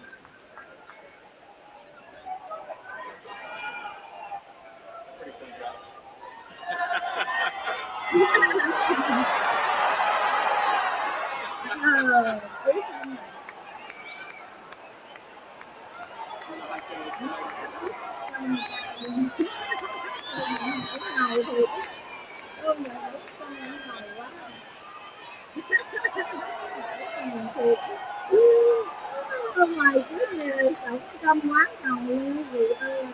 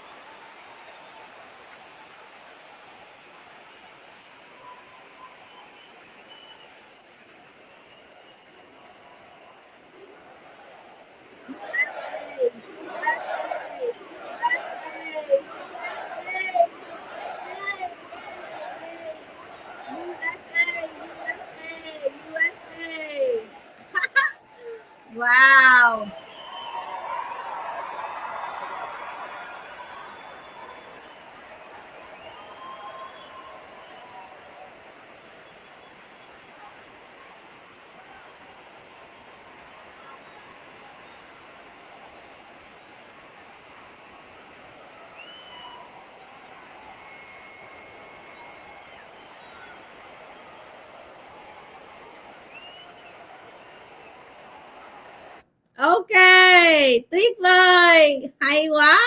Wow, trời ơi, quá đã quý vị ơi, quá đã luôn. Phải nói rằng là trời ơi, hay quá, mừng quá. Ngày hôm nay bắt đầu là cái ngày mà đất nước Mỹ này sẽ phục hồi lại, trở lại và sẽ coi như là nền kinh tế sẽ trở lại thịnh vượng hơn xưa và sẽ phục hồi lại cái sự hành cái gương mặt của đất nước Hoa Kỳ này. Quá tuyệt vời phải không quý vị? Trong khi đó quý vị, Ngọc Hiền xin chia sẻ cho quý vị một chút nha. Trong khi đó thì ở bên ngoài của sân vận động Arena One, cái đám cộng sản dân chủ, cái đám mà quậy đó quý vị, nó để một cái máy mà chặt đầu tổng thống Trump. Trời ơi, cái máy cưa quý vị, nó để ngoài đó. Rồi cái đám đồng tính liên ái, cái đám mà ủng hộ Palestine, cái đám mà quậy đó thì nó ở ngoài đó để mà nó coi như là nó chống đối tổng thống Donald Trump. Mà trong khi đó bên trong thì quý vị thấy không, đông người và rất là đông người, những người ủng hộ tổng thống Donald Trump, những MAGA không, toàn là MAGA thực thù không quý vị. Ở bên trong thì tổng thống Donald Trump có một cái ngày lễ lịch sử, một ngày lễ mà chiến thắng vĩ đại như vậy, nhưng mà bên ngoài nguyên một cái đám lâu la ngoài đó, nó khóc, nó gào thét ngoài đó, nó kiếm chuyện quá trời quá đất. Nó kiếm chuyện gì mà nó kiếm chuyện kinh khủng luôn quý vị. Dễ sợ. Nhiều tin hay quá đúng không? Nước Mỹ mà Ngọc Hiền nói rồi, trời ơi bây giờ nhiều tin vui lắm luôn. Cái tin ở đây bây giờ là coi như là ở ngoài ở ngoài đó là trời ơi, cái đám đó nó đang nổi điên, nổi đình nổi đám ở ngoài đó quý vị. Nó nổi đình nổi đám ở ngoài đó. Mà trong khi đó, để Ngọc Hiền chia sẻ cái lúc mà Elon Musk quý vị, wow. Ngọc Hiền currently 0 kilowatts. And I just want to say thank anyway, you. And I just want to say thank anyway, you. let's look at one of these tech billionaire oligarchs speaking at the inauguration. My heart goes out to you. Did he just sig heil? It is thanks to you that the future civilization. Elon Musk just did a Nazi salute while speaking at one of Donald Trump's inauguration events. Just take a look at this clip. So, what was that? What was that on day one of Donald Trump's term? Day one, Elon Musk is doing stuff like this?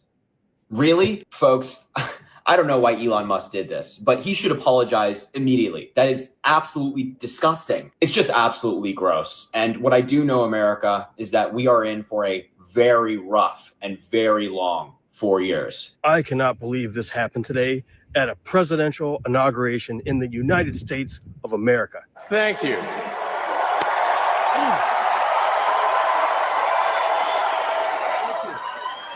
My heart goes out to you. Every American should be outraged by this, but no, it's met with cheers and. Quý vị thấy đám dân chủ không? Là bắt đầu là nó khóc, nó gào thét, rồi nó thấy những cái trời, thì cái đó có nghĩa là hùng mạnh thôi, cái kiểu hùng mạnh thôi, cái kiểu mà nước Mỹ quật cường trở lại để mà cái sự vĩ đại của nước Mỹ trở lại thôi, chứ có cái gì đâu mà nó nói rằng là Elon Musk làm cái kiểu giống như là của Hitler này nọ. Quý vị thấy tào lao không? Quý vị thấy CNN bây giờ nó đang freak out, nó đang coi như là nó ăn ngủ không yên, nó bây giờ là nó chịu không nổi nữa, nó freak out rồi, nó chịu không nổi, bởi vì ngày hôm nay là một cái ngày tuyệt vời nhất và cái ngày vĩ đại nhất, cho nên là nó không chấp nhận khi mà những kẻ mà quý vị để ý đi, y chang như cái đám mà Đảng Cộng sản Dân Chủ mà Việt Nam đó quý vị, nó đâu có chấp nhận được cái sự thật đâu, nó vẫn chửi tổng thống Donald Trump là kẻ coi như là kỳ thị cái bà Kim Tuyến đó quý vị, bà Kim Tuyến bà viết y chang như là cái tên Trung Tử Lưu á, viết y chang như vậy. Raise your arm straight and it's called a Nazi. A salute, what a bunch of clowns. Chính xác, exactly. Đưa cái tay ra có nghĩa là nước Mỹ mạnh, hùng cường, mạnh, vĩ đại trở lại. Tổng thống Trump hay làm như vậy nè, là cái sự quật cường trở lại. Tại vì với lại cái chính sách, với lại những cái việc làm, với lại 4 năm qua của Biden đã làm cho nước Mỹ đi xuống hầm cầu. Nước Mỹ đã không còn cái vị thế mà thế giới còn coi nước Mỹ ra một cái gì hết. Cho nên bây giờ là làm cho cái bộ mặt của nước Mỹ là nó mạnh trở lại, và tất cả những nước giống như Tàu Cộng hay là Iran hay là Liên Xô phải sợ. Tụi nó phải coi, phải tôn trọng nước Mỹ, phải nhất là cái thằng Tàu Cộng, hay là cái thằng Iran, đúng không quý vị? Chỉ có vậy thôi mà bây giờ tụi nó đúng là CNN, đúng là đài fake news thiệt á, fake news thiệt ớn luôn quý vị. Ok, no more censorship, yeah, ok,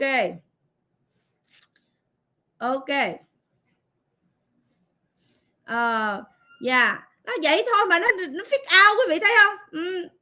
Freak out dễ sợ luôn. CNN á, tụi đám CNN này đúng là thổ tả quý vị, phải nói rằng là thổ tả. Tụi nó còn hơn là công nhận, tụi nó interpret, tụi nó dịch ra cái nghĩa gì á, tụi nó cứ nghĩ xấu.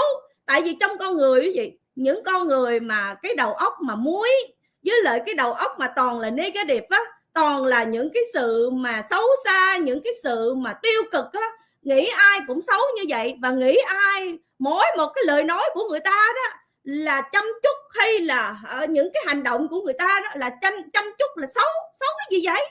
Cái đó là sự sức mạnh thôi, hùng mạnh và quật cường trở lại. Tại vì ổng chưa bao giờ ổng chứng kiến cái sự vĩ đại mà tổng thống Donald Trump trong 8 năm trước, lần đầu tiên ổng mới chứng kiến mà một vị tổng thống làm cho nước Mỹ quật cường trở lại. Trong khi đó là tất cả mọi tầng lớp của Hoa Kỳ đã đã đổ vỡ, từ cha mẹ, từ quyền làm cha làm mẹ, từ quyền làm quyền thiêng liêng của làm cha mẹ đã bị đám cộng sản dân chủ này nó tước đoạt ngay tại California hay là những cái tiểu bang màu xanh, đúng không quý vị? Rõ ràng là như vậy. Nhưng mà Ngọc Hiền có cái cảm giác như vậy, tại vì 8 năm trước thì ổng là dân chủ mà, ổng đâu phải là đảng Cộng Hòa đâu. Đó, cho nên là ổng lần đầu tiên Ngọc Hiền nghĩ như vậy là ổng chứng kiến cái sự vĩ đại, cái sự tuyệt vời và cái sức mạnh và con người, cái tinh thần bất khuất của ông tổng thống Donald Trump. Cho nên ổng mới cảm thấy như vậy và ổng mới làm cái kiểu như vậy thôi. Nhưng mà dân chủ quý vị không? Thôi dân chủ tại vì cái đầu óc của nó toàn là đinh, với lại toàn là gà sáp, mèo, chó, heo gì không á. Cho nên là tụi nó cứ suy nghĩ xấu như vậy. Trời, nó nói là bây giờ là chúng ta 4 năm nữa là chúng ta sẽ tệ bạc, cuộc sống khó khăn. Trời ơi, 4 năm qua nó khó khăn, cái thứ gì nó cũng mắc mỏi, cái thứ gì nó cũng lên giá hết. Bây giờ bây giờ là tổng thống Donald Trump ký lệnh hành pháp như vậy để cho giá cả, tất cả những cái giá cả mà mình đi mua đồ đều xuống hết như vậy là rất là tốt. Rồi nhiều coi như là biết bao nhiêu là cái 200 cái lệnh hành pháp như vậy để làm cho đất nước Mỹ này nó giàu có và người Mỹ dễ thở hơn, vậy mà nó kiếm chuyện. Quý vị thấy không? Đúng là đảng Dân Chủ là như vậy đó vị. Và mới có một cái tin breaking news nữa là ông Marco Rubio đã được xác định bởi Thượng viện rồi.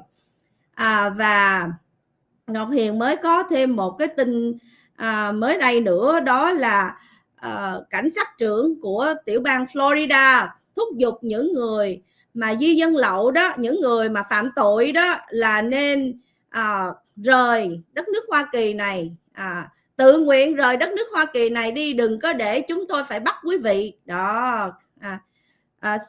Sheriff urged illegal to voluntarily live ahead of Trump admin policies.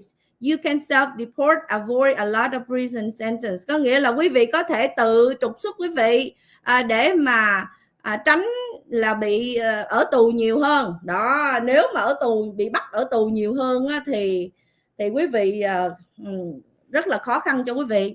Đó là cái tin mà Ngọc Hiền mới vừa nhìn thấy quý vị. Đó, breaking news đó nha, breaking news. Đó, cho nên là cái đám di dân lậu á, mà phạm tội đó thì nên tự động đi nha, tự động coi như là tự động phải tự trục xuất mình đi, còn không á là sẽ rất là mệt đó nha, mệt lắm á, quá.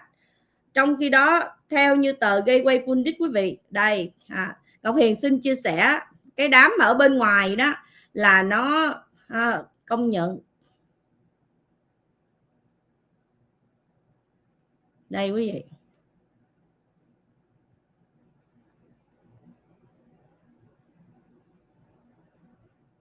rồi nhiều quá, đây kinh khủng. Đây quý vị, đúng là đảng Dân Chủ Cộng sản thì bó tay thiệt á.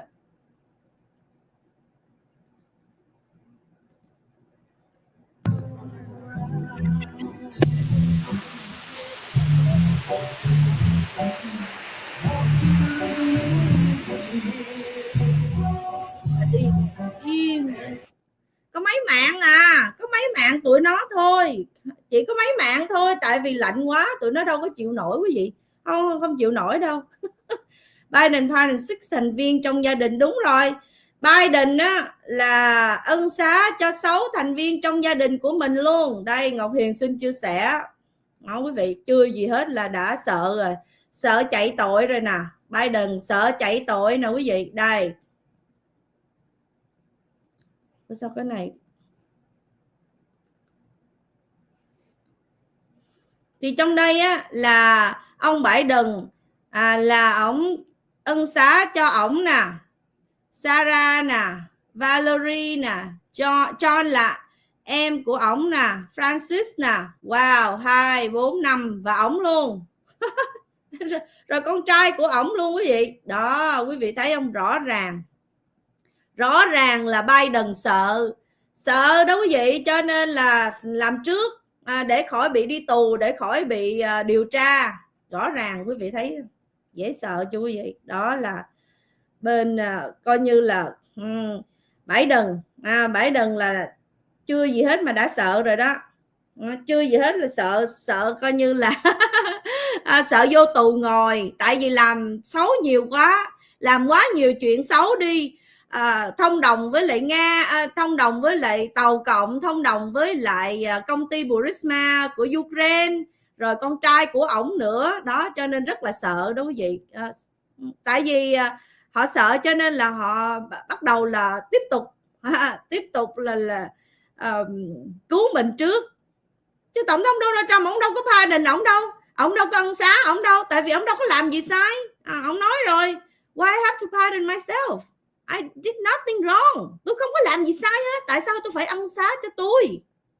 Đảng Dân Chủ không phải là dân chủ mà thực chất là dân nô. Bây giờ chúng ta nên gọi chúng nó là đảng dân nô. Ngọc Hiền gọi rằng là dân chủ cộng sản, overrule again. I call them communist democrats. Communist democrats, dân chủ cộng sản, tại vì tụi nó là tiến lên thiên đường xã hội chủ nghĩa. Tụi nó là đi theo cái con đường đó, và tụi nó đó quý vị rất là độc tài đảng trị. Quý vị thấy rõ ràng chưa? Trong thời gian 4 năm vừa qua, cái lúc mà Tổng thống Donald Trump đọc diễn văn ngay chỗ trong cái phòng khi mà ổng vừa ấy, lúc đó có bà Kamala Harris với lại ông Biden đó, là nói thẳng vô mặt bả luôn, tát vô thẳng mặt bả với lại tát vô thẳng mặt ổng luôn á. Lúc đó mặt của ổng sượng quá trời sượng luôn, quý vị có nhìn thấy không? Là họ đâu có đứng lên đâu, không có đứng lên, chỉ có đứng lên khi mà nói về chính phủ của Tổng thống Donald Trump, ông mà sứ giả hòa bình đặc biệt gửi qua Trung Đông đó, là nói là bên đó họ điều đình với lại Hamas chịu thả 3 con tin ra, cho nên ổng với bả mới thấy là làm được việc như vậy, cho nên ổng với bả mới vỗ tay mới đứng lên. Chứ quý vị nhìn thấy là khi mà Biden còn tại vị thì Hamas nó đâu có sợ chính phủ của Biden đâu, nó đâu có thả con tin đâu, rõ ràng đúng không quý vị? Đó, ok. Fauci listening được Biden in last minute before leave out of office. Really? Oh my God, ridiculous. I cannot believe it.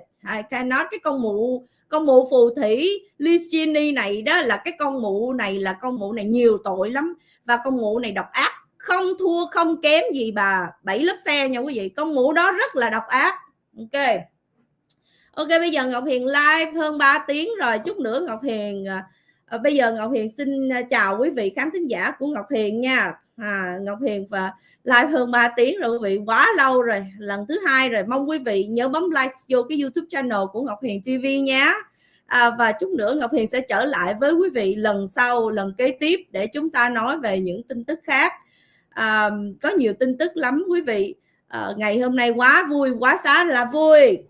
Khui bia không khui, nhưng mà mình cụng ly với nhau nha, cụng ly nha quý vị, cụng ly nha. Ngọc Hiền có cái bia này nè, cùng nhau để cụng ly.